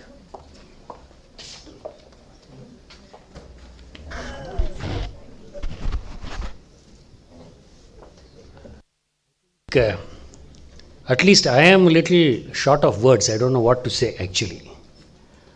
For the first time in 20 years, we've had about 40 odd lectures. You would have seen this is the 41st memorial lecture. We've seen giants come and talk to us. But I have not seen a more impactful, stunning lecture like this. I think that's the best way I want to put this. The second first in this particular event is that this first is the impact part. The second is, I think the first time we have successfully implemented and we want to continuously do so is field to youngsters to make presentations. I think that's the main. That's a huge learning that we've got today. We want to continue this path. But no, I am not saying that. Yeah. But I thank from the bottom of my heart, and all my core trustees will share my sentiments when we thank Roshni Nadar for coming all the way here to create this impact in this Chennai market first. And this will be a catalyst, this will be an example of how we can actually translate what happened in UP to Tamil Nadu. And Dr. Lakshmi Venu very aptly said the precursor, set the ball in motion in the most appropriate manner with those two examples. Actually, you won't believe it, we have travelled 12,397 kilometers, which is the distance from Sitapur to Stanford in 45 minutes. And all of us have travelled economy class. Because we have no business to travel in any class other than economy class when you are discussing rural India. That's the main thing. But that apart, I think it's really wonderful. We have time for audience interaction. We are very much well within time. This time we will end on time, not before time. So anyway, yeah. Yes, please. Please announce your name and just raise the question. That's all. Karunanidhi from Tuticorin, not far away to Tiruchendur or something. I said, when the WHO director came to India, I said, come back. So come back, this kid to Tuticorin at Tiruchendur. As both of you said about the rural healthcare, and you said succumb to tuberculosis. So the message is to Sita Raman from Sitapur. Why can't you influence her to spend more for health? It is health. You all wealthy people, financial people, unless otherwise we spend for the health, including health literacy, we will never become a developed nation, and our aim is to go to UNSC. This is what I presume. It is IT people, you already took in soft power, we are the top man. The other thing is that collaboration with the Azim Premji University, so that you can create more teachers. There is no need for the entrepreneurs to do, school, the government school itself can benefit.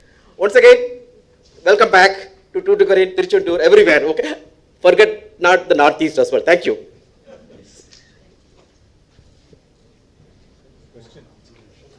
Question, please. You can answer. I agree. Oh, that's all. Wholeheartedly, yes. I've got two questions. Hey, you can raise it. I've got questions for each of you. First of all, it's been fascinating to listen to both of you. And I think I sincerely agree with Anand that we should get the Gen Next to come and speak to us. It is also a great eye-opener about what really India is. We always think only in terms of Doon School and St. Stephen's and so on and so forth. The first question is to Dr. Lakshmi Venu. You can avoid it if you feel it's political, but did you feel that the farm laws and the laws for contract farming, are there any legal impediments for agricultural productivity to grow? What do you think about the market, mandis and so on? Do you think that system should change? That's one question. And I want to ask you that when Vidyagyan, do you ask those students to come back and build India? Is there some kind of thing in your thing? And I'll ask another question later. while I might let the political part go, I think we are there to make farms sustainable and profitable whichever way that goes. But do you agree the market committees and mandis? I think that maybe I'm not the best qualified person there, but surely whether that happens or not, from a foundation and industry perspective, actually we don't know which way it will go in the long run, genuinely. So whichever way it goes, we need to make the farmer sustainably profitable. Because it shouldn't be that the farmer becomes a constituency that's waiting for somebody to hand things to them. They are not in that mindset anymore. Because the education is there, the access to information, connectivity is there, in terms of at least enough literacy, if not at the Vidyagyan level, but enough literacy to navigate public information. So they have the potential and aspiration. Our role is really to say, we should feed the entrepreneurship mindset of the farmer. He's not waiting for somebody to tell him what to do. He is today a serious self-starter, looking at different ways to make himself a sustainably profitable enterprise. And we truly don't know which way that will go. So either way, we need to try to make sure that our country is a profitable farming society. Roshni, apart from the question, are you planning to have any franchise model of Vidyagyan? That's a good question.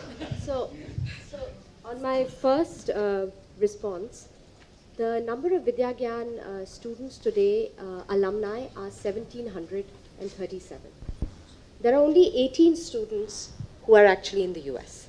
So it's a very small number. And so majority of very bright alumni are still in the country. I think, we debated a lot with the trustees on this. And I think, Shiv had a very interesting point. He said, for them to really know that they can be a leader, first it's very important for them to break from the pattern of poverty. And so once they've left and let's say they've gone on to the US, it is perfectly legitimate for a few years for them to want to have the American dream. Because I think it's very important for them to taste that experience.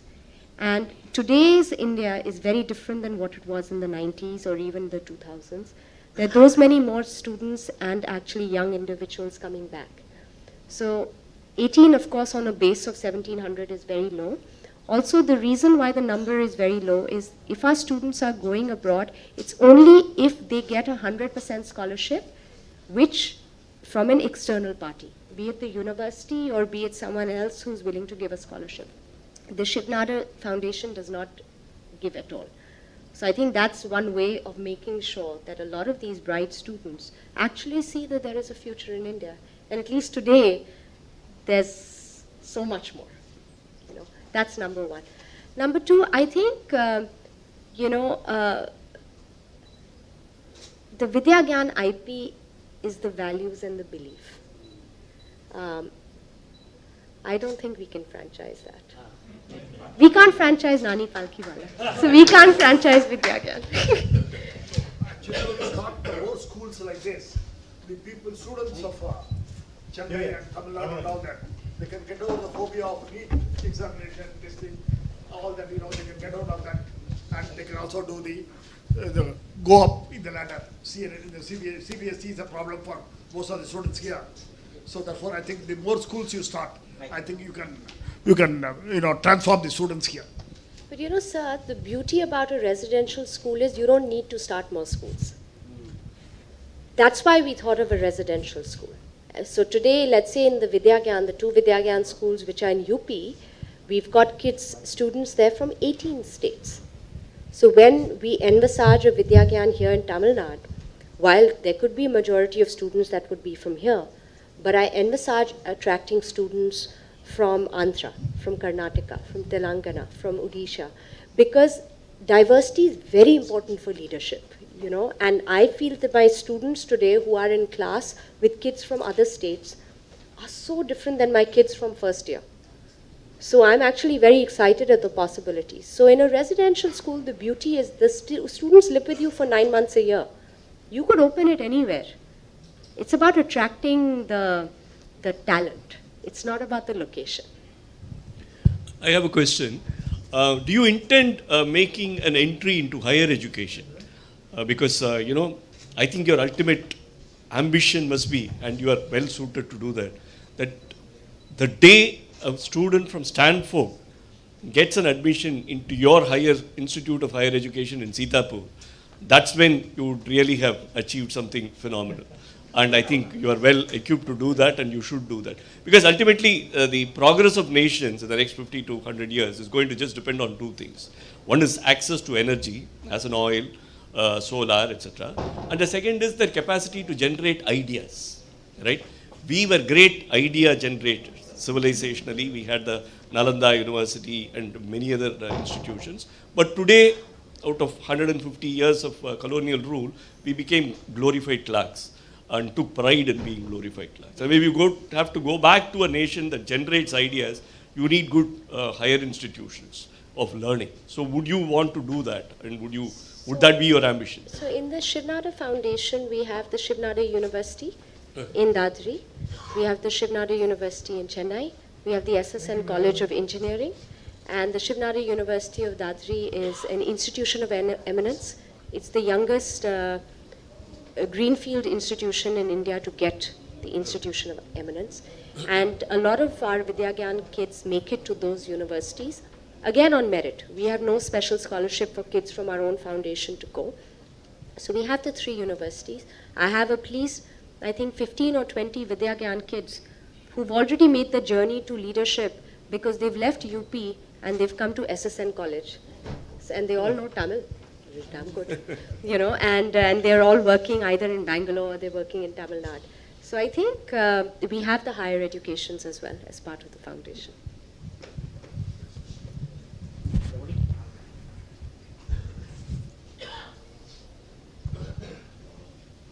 Excuse me. You mentioned the children will be allowed to study and learn everything up to the final education. After that, they will be let on their own. That is your idea. Now, such kind of ideology prevails in India with various schools. I hope you are aware of Krishnamurti schools. Krishnamurti schools have been also on the same line of education system what you are envisaging, but they had a philosophical and spiritual approach. Do you have in your schools that philosophical and spiritual approach too? Excuse me. Yes, yes. I mean, I didn't touch much upon the full curriculum of the school, and it's the Vidyagyan curriculum, and it includes, when you're trying to build future leaders, it's not just academics. And when you have the children with you 24 hours a day for 9 months, there's a lot that goes into transforming these children. So yeah. Hi. Just had a question. You said Vidyagyan was built on 14 years of, regular mistakes and learnings. What were some of the challenges that you faced that you see would help you establish something in Tamil Nadu? So of course, like I said, the first challenge that I mentioned was that when we decided to go with 2 students per district, 1 topper, 1 girl, and leaving it completely to principals and district magistrates, I won't name the districts, but for 2 years, we never got girls from a certain district. And to me, that was, how can you decide the destiny of kids? So that was a learning. Then we decided that we'll just go at it on our own, and we just use the government centers in the schools to administer our test. That was one learning. The second learning was the principal of Vidyagyan Sitapur, the first principal that joined. She came from an urban school in Delhi, and I thought she was a great fit. And it was 2 years of a lot of challenge. And I think that that's extremely important with any organization. What does not work for an organization is if you get the choice of leader wrong. And I did get the choice of leader wrong. And it was a very tough one, because a lot of the discussions that you'll have regarding rural children, if the focus says they should look a certain way, they should speak a certain way, they should act a certain way, you've already lost what they are. It doesn't matter. I mean, look at the Spaniards and how they speak English, but it doesn't matter. So I think the focus got lost, That was a big learning for me. Then we had a tremendous principal that came. She held fort. She died during COVID, during Delta. And, that was really sad. She had been our principal for 8 years or 9 years. And we have now another new principal, but much more homegrown. So a big part of the Vidyagyan Leadership Academy is not just the students, but it's also building leaders, future leaders for the schools. So we have a very good future leaders program where the teachers of the school envisage themselves as future principals of the school. So I think that that's very important, and some of the best organizations in the world have done a really good job of building leaders from within. And I think the DNA, it's a school, but the DNA should be like any other great institution or company. Because if you get that wrong, so I think that was another learning. Then, of course, I think the students have taught us so much. The students have taught us so much. We've had kids who've, we try to do sex education with, kids from UP or kids from rural. And before you can even start talking, they'll say, "Humko sab kuch pata hai, aap kya bata rahe ho?"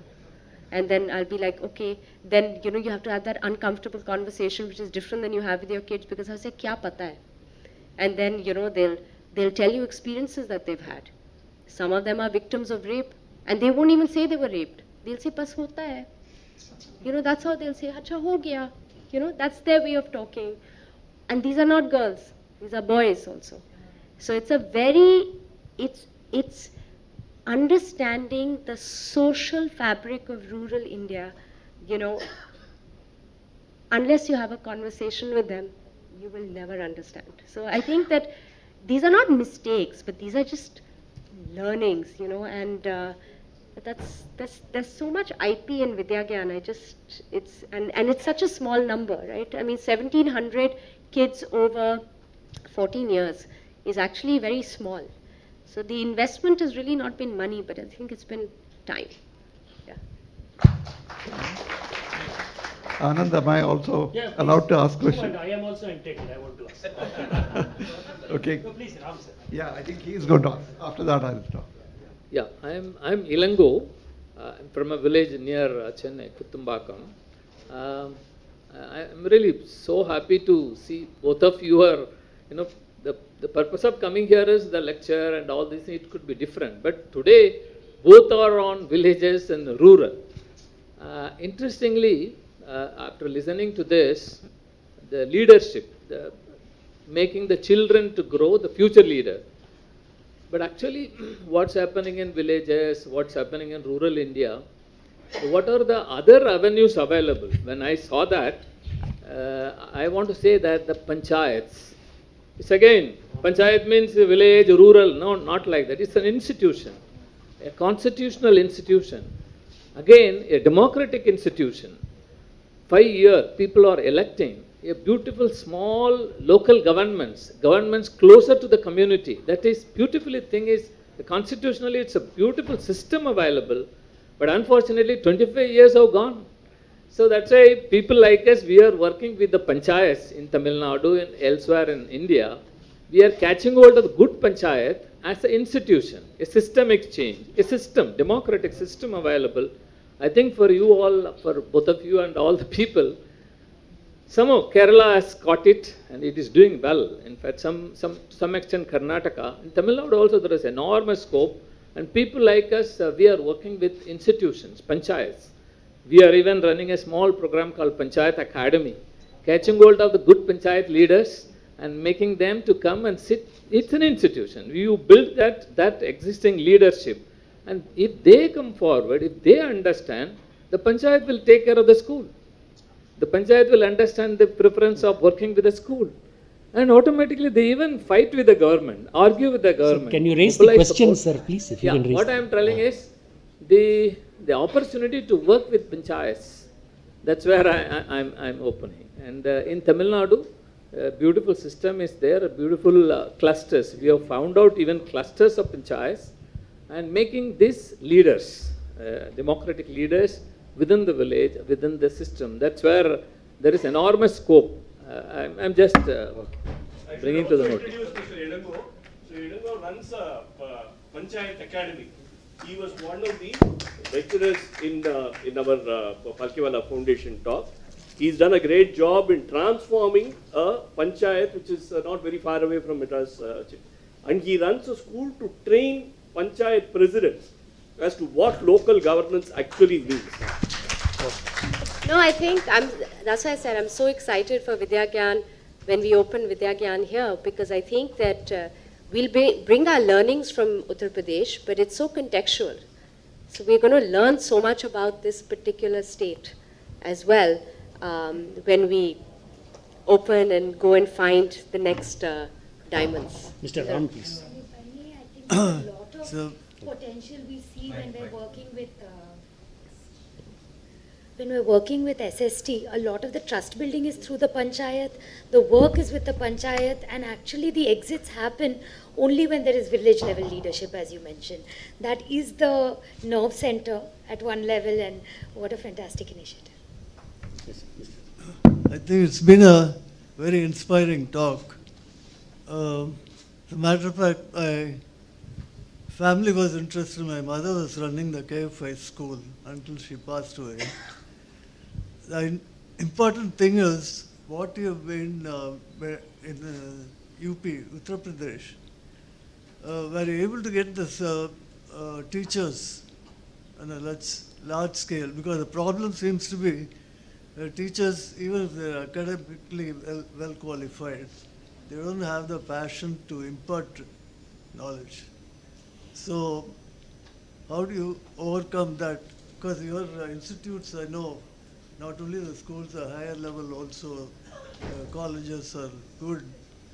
But the important thing is people who are motivated to pass on the knowledge to younger people. Because that's how do you select the teachers? Sir, because I don't have any academic background, when I was interviewing the teachers, I was just,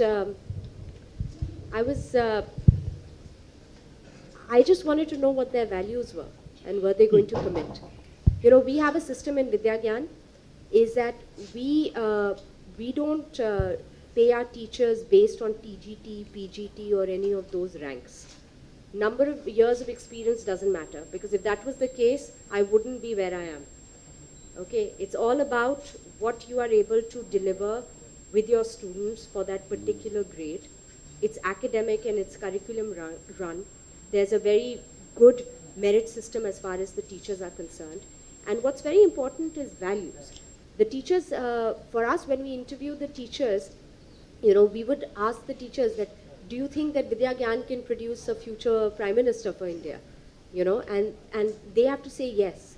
There'd be many teachers who say, हाँ, but यहाँ के rural बच्चे हैं, then I know you're not the right person. Because you've already bucketed them. The thing is, I always tell my students that once you've entered the door of Vidyagyan, you are no different than me. Stop thinking that you're from rural India. We are spending on you 47 lakhs over 7 years. That's more than what rich kids parents spend on them. You are on a campus that costs 250 crores. You have to go on and become a future Nobel laureate. No pressure. Okay? So that's when we tell our students that, then we tell our teachers, this is what you're working for. Our teachers are get remunerated as much as a Srinagar school teacher. Maybe a little less than a British school and an American school teacher. But, I think it's very important that the students and the teachers know why they are there. And I think that, they're hungry. Vidyagyan's job is to make sure they win. And they must. The teacher must win, the student must win. That's the only reason why we're in this race. The teachers stay on campus? Everybody. And the teachers, students, kids go to Vidyagyan. Yeah. So he has permitted me to ask a question. I'm trying to look at the two responsibilities that you have. One is you're the chairperson of HCL Technologies. The other one, of course, you're involved in this. HCL Technologies is a highly competitive company. Another thing is that it scales up so well. In fact, in terms of performance in the last few years, it's an amazing performance. that it has. Now when I look at your schools, 70 acres, lots of infrastructure, 1:8 ratio in terms of teacher-students. How do you scale up? I mean, you are, is there how do you produce a lot more of people? Or is it a different kind of metrics that you're adopting in the Vidyagram schools as opposed to the HCL technologies? Sir, the thing with Vidyagyan is, very early on, we decided that Vidyagyan was going to try to focus on the problem of leadership, the opportunity of leadership from rural India, and not the opportunity of education. So, unfortunately, there can only be so many leaders. So it was, it was a very focused program. Secondly, both the schools are actually built for 2,000 capacity. At the moment, in one of the schools, I have 800 students. In the other, I have 700 students. And again, we're not fixated on filling seats every year because of admission. We want meritorious students because it is a very rigorous program. What we are asking and demanding of our students is not easy. It's not CBSE class 12 mein you have to get 99%. Yeah, that doesn't matter. We're telling you have to become a leader. They'll say, "Ye kya hota hai? What is leader?" So I think that what we're demanding of our teachers and students is so important that if I get more meritorious students, girls as well as boys, with each passing year, then there'll be some years that our intake will be more, there'll be some years our intake might be less, and we'll decide it as it goes. So, and I think, why I think that models of Vidyagyan have not existed because it's not a matter of money, it's a matter of heart. It's very difficult. It's very difficult. Sir, one last, we are really running out. Okay. I think he wants to answer that. Okay. We can go on? I have no problem. To answer Mr. Mahalingam's question, 2 months ago I got a mail from Roshni and she said, 2 of my kids have gotten into Stanford. I said, I know your kids are still in school level. So that is the kind of passion you need to run Vidyagyan. Yeah, please. One Just to, he has given. Coming to Tamil Nadu, what made you come in and organize a school in an urban area like Chennai as against going into rural? Okay, so this is going back to my learnings from Vidyagyan, Bulandshahr and Sitapur. Why did we build the campuses there? Because again, I think Shiv was spot on. Shiv said that you need to go and build the palace where the aspiration is there. If you build it in the city and the people don't see it, then they'll never be hungry for it. So you need to go to rural India and say you're willing to drop your roots and build it there. But in the 14 years, we've had quite a few issues because the closest hospital is about 50 kilometers away. And as our kids get to grade 11 and 12, a lot of them sometimes have to go for JEE, coaching, and for other stuff. And all our kids were spending so much time. This is now 2019 before COVID had hit and we had figured out that hybrid works very well. They were traveling anywhere between 50 to 60 kilometers every day after school to do coaching and come back. So for the Vidyagyan here in Tamil Nadu, there is already an aspirational beacon in SSN College of Engineering, which has been here for 25 years. So I thought that if I can get some land right next to it, then at least, from a foundation perspective, now I'm being financially savvy, I won't have to worry about financial costs. And I mean, administration costs. All that can be taken care of from the university, and I can actually just focus on the kids. So that's the only reason. And, having told you that I lost 5 kids, and I lost Nutan, our principal also, and she had COVID, and we couldn't get her to the hospital, and then when we got her to the hospital, and then she passed away. I mean, my learning is that I need to be close to a really good hospital. Just to follow this for your information, I've taken over corporate executive, retired. I've taken over a government school in Sivagasi. So I hope you will make Sivagasi to Stanford happen.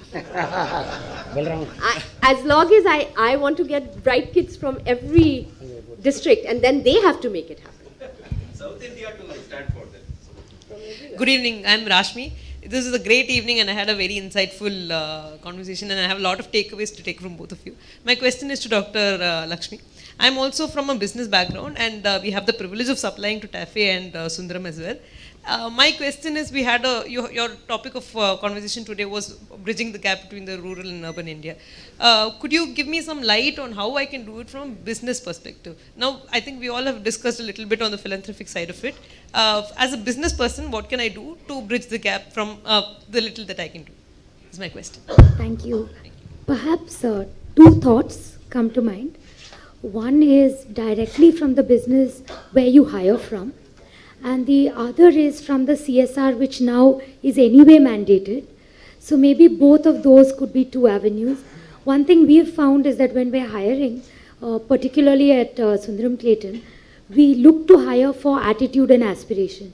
So very often, rather than going for the big name colleges and looking there, if you go often to a second or third tier college even, but the top 2 students from that second or third tier college have the killer attitude that it takes.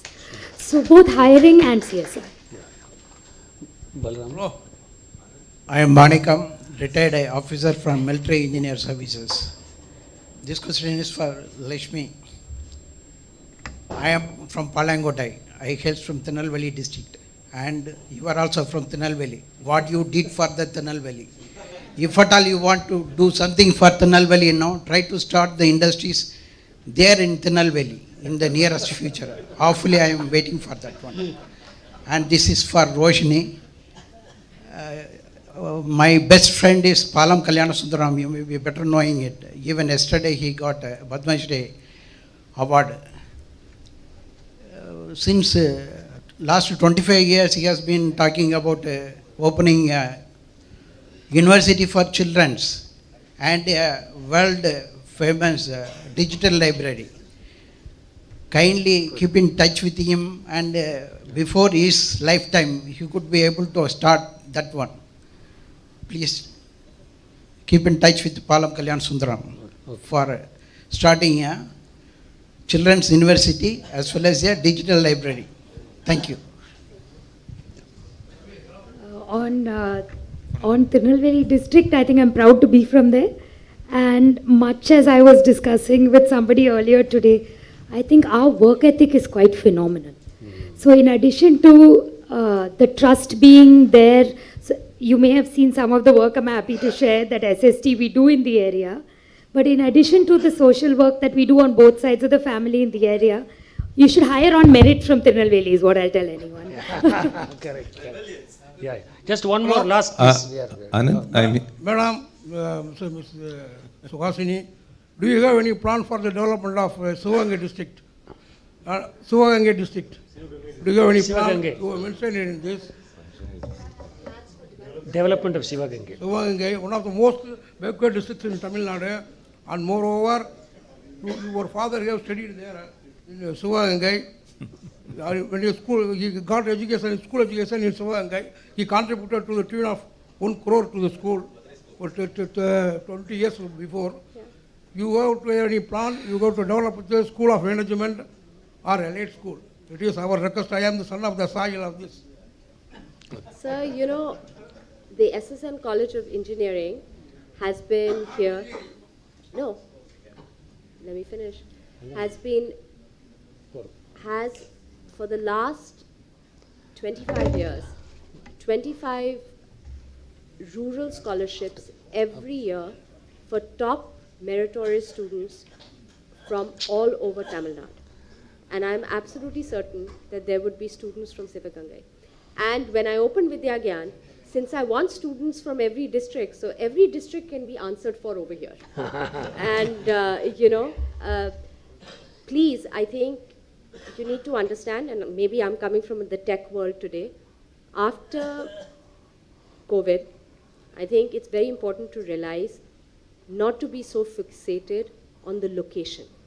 Because to get the meritorious students, they will come They will come, you just build it, they will come, you know, and then they will fly.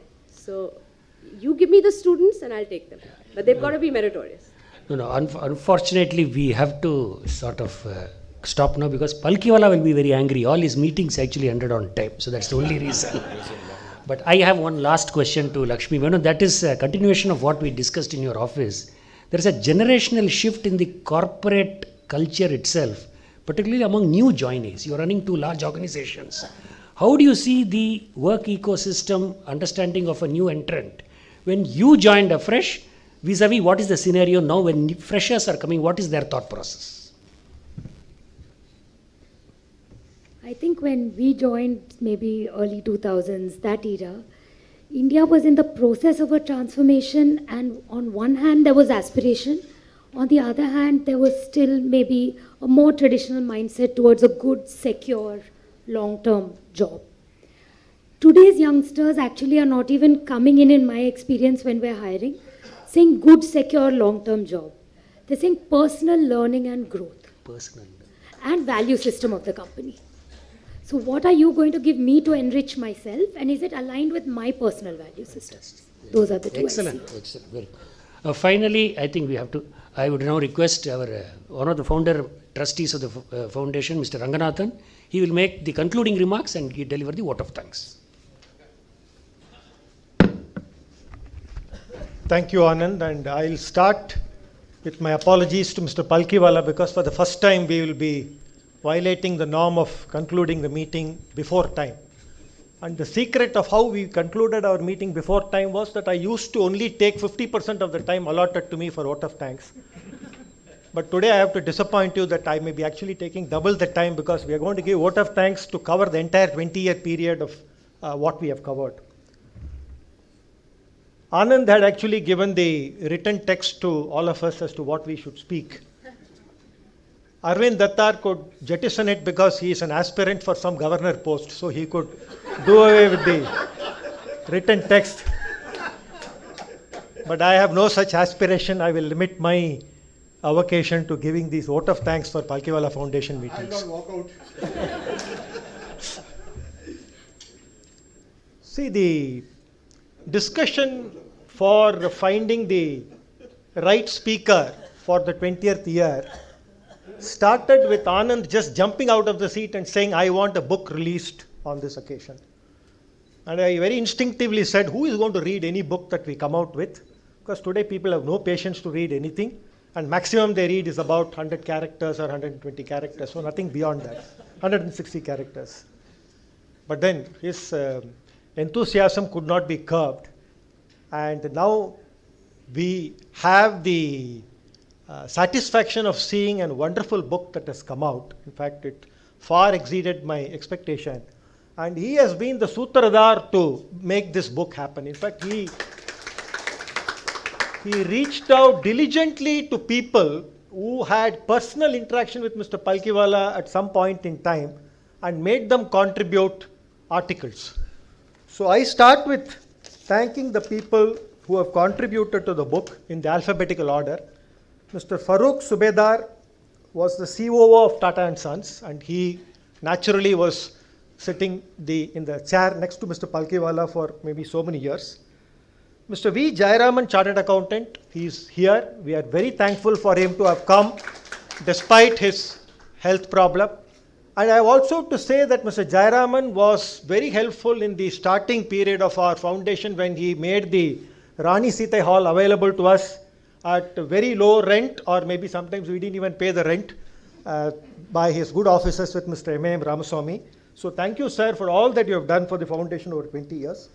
Mr. T.S. Krishnamurthy has contributed an article, former Chief Election Commissioner of the country. Mrs. Mallika Srinivasan, Chairperson of Tractors and Farm Equipments Limited.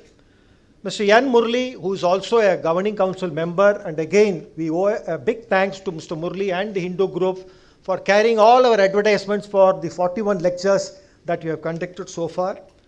Mr. T.A. Padmanabhan, who is the son of Mr. T.A. Trivenkatachari, who was very close to Mr. Palkhivala in the Vedapada Nidhi Trust.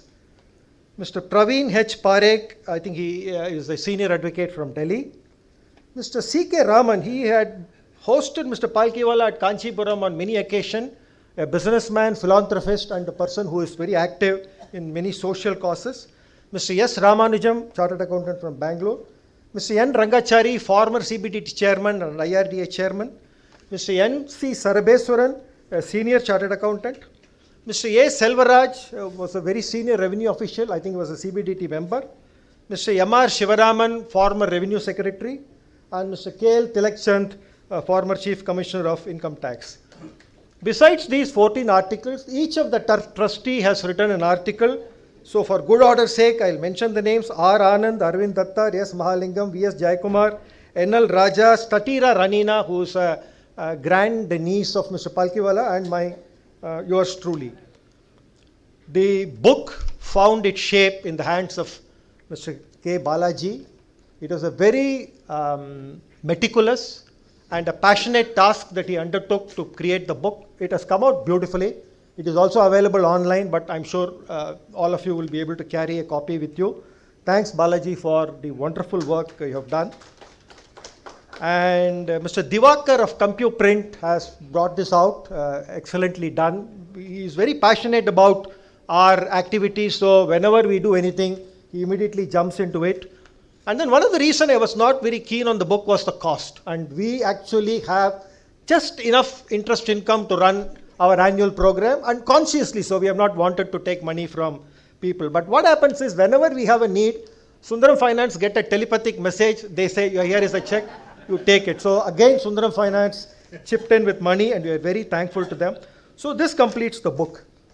On the lecture today, I think the very fact that we have exceeded the time reflects on the quality of the lecture and the passion with which both Roshni and Lakshmi spoke. Actually, I would feel that we have reached a fork in the road as far as Palkhivala Foundation is concerned. In the last 20 years, our endeavor has been to find people who are connected to Palkhivala, who knew Palkhivala, who at least listened to Palkhivala. And we always used to sort of look at the telephone directory and find who is alive, how can we get somebody as a speaker. But that era has ended. And actually, this was not planned in this way. Let me be very frank. We were actually pursuing a different course, and as luck would have it, that didn't materialize. And then this is actually this is actually serendipity, that how it happened. And let me tell you that in just one meeting, we have doubled the number of female speakers. In 20 years, we had just 2 people. In one day, we had 2 people. So we doubled the number of female speakers. We have halved the age. Our general age group used to be 75, 80, but today I think cumulatively, I don't know whether they will be 80 years. Quadruple the knowledge. Quadruple the knowledge. And one thing what I could see with both of them is that I think they're very close to the problem that they're dealing with. And exactly that is what Mr. Palkhivala was. I sympathize with you, Roshni, that you could not get enough material on Palkhivala going through the net, because I have been doing it for now many years. And I always struggle to find that kind of material, because a lot of his speeches are now not available. In fact, in the process of putting the book together, I could manage to get about 20 or 22 odd speeches of his, but that is not all. There are a lot more, and they are now missing.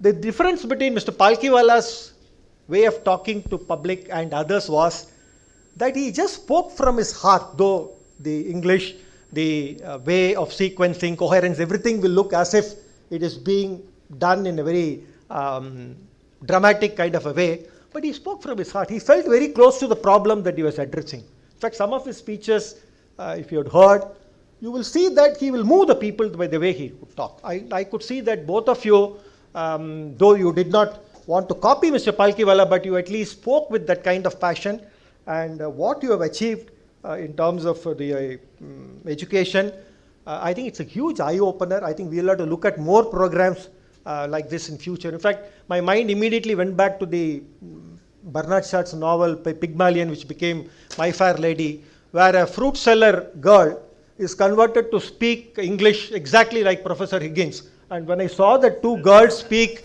with that kind of accent, it was very, very, I would say, moving, thrilling, wonderful experience today.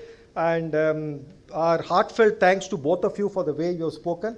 Now that you have spoken in 2023, given your age, I think you will come back maybe in 5 years, 6 years' time to speak again, because we could not repeat any of our old speakers.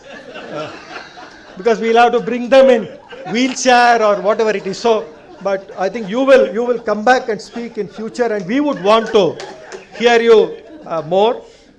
And Mr. Mahalingam has already spoken about the change with continuity as far as Palkhivala Foundation is concerned.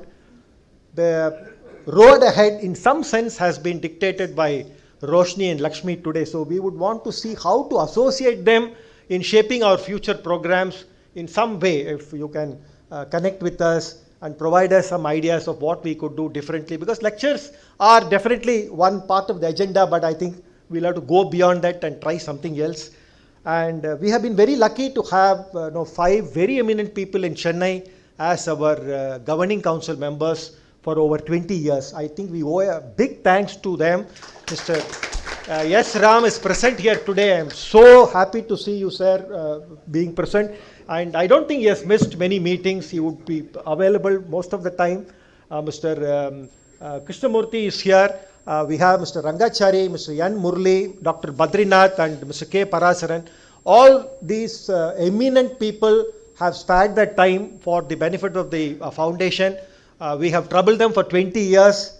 I think we owe them a big thanks. Thank you very much to all the governing council members. We owe thanks to Mr. P.S. Kumar, who has been the honorary auditor of the foundation for the last 20 years. So for the first time, we are thanking our auditor in public. Then we have a person who is missing here, who was instrumental in keeping our accounts, maintaining our relationship with the bank, Mr. Sanjeevi. For 15 years or more, maybe he was doing it. I would like to remember his services. It's been a great help. Our trustees, while we generally do not ever talk about our trustees in any meeting, but I have to make this point that in Mr. Mahalingam, we have had the benefit of somebody who is 360 degree like Mr. Palkhivala.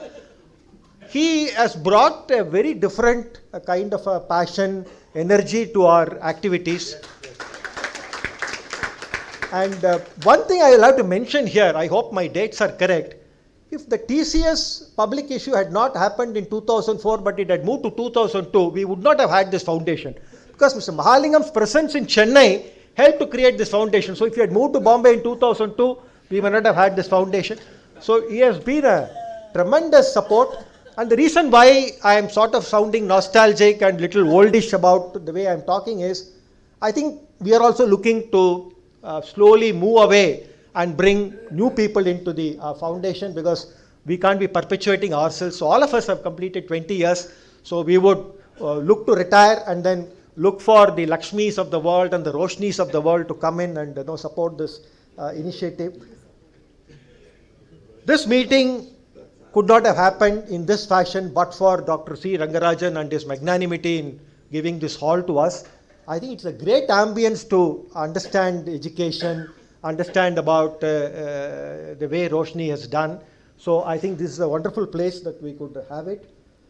Mr. Manivannan of Shilpa Visuals, I think he has sweated out, and I think he must have received about 2,200 calls from Anand over the last 15 days. At 6:30 is for you, because he knows that you are a senior advocate. He starts with others at 5:15. So he has been badgered, butchered, but he has delivered wonderfully today. And the one person that I have to really thank, and this may sound very odd, is a gentleman in Canara Bank. 2 days back, what happened was we suddenly got notice that our bank account has been frozen and our checks will not be honored. So Anand rushed to Canara Bank and he discovered that the KYC of the trustees was to be done afresh. And then Anand told them, we will do everything that you want. But please understand, Mr. Palkhivala fought your bank nationalization case, so don't freeze our bank account. Please release it. So 1 week time he has got. So all trustees, please give 4 photographs, your birth certificate, PAN card, Aadhaar card, and whatever other card you have. We will have to go and revive the bank accounts. But we owe a big thanks to a Canara Bank clerk taking the initiative to violate RBI guidelines. RBI has given a guidelines The trusts should have to go through a completely new process, but they have been keeping cool about 12.5 trillion rupees written off in the last 5 years among the various banks. So anyway, this is where we stand, and it is absolutely a privilege to have had this meeting today. I don't think we could have had a better meeting to commemorate the 20th year. Thanks once again to all of you, because you have really been our big support. And while we don't have a formal process by which we could interact, please feel free to give your ideas, what we can do differently and how you would like to support and contribute to Palkhivala Foundation. And last but not the least, all the staff of Nani Palkhivala Arbitration Center who have always been supportive of the found, because we don't have a full-time employee. So they have been providing tremendous support. And we were actually 8 trustees and generally operating like 9 planets in the Hindu zodiac. Any decision will take its own time to emerge, but that is the process of quality that went into it. So I used to wonder why they are fighting so much about selecting judges in this country. Give it to us. Any name we select, nobody else can question, because that would have passed through all kind of checks and balances. But we thought 8 was not a good number. We have added the 9th, which is Raghavan, as honorary secretary. So he has been very supportive. So let me just close with 6-7 minutes of time that I have overstepped. Thanks a lot, and thanks a lot. May I request all the trustees to come for a quick group photograph, please. We have to preserve it for future.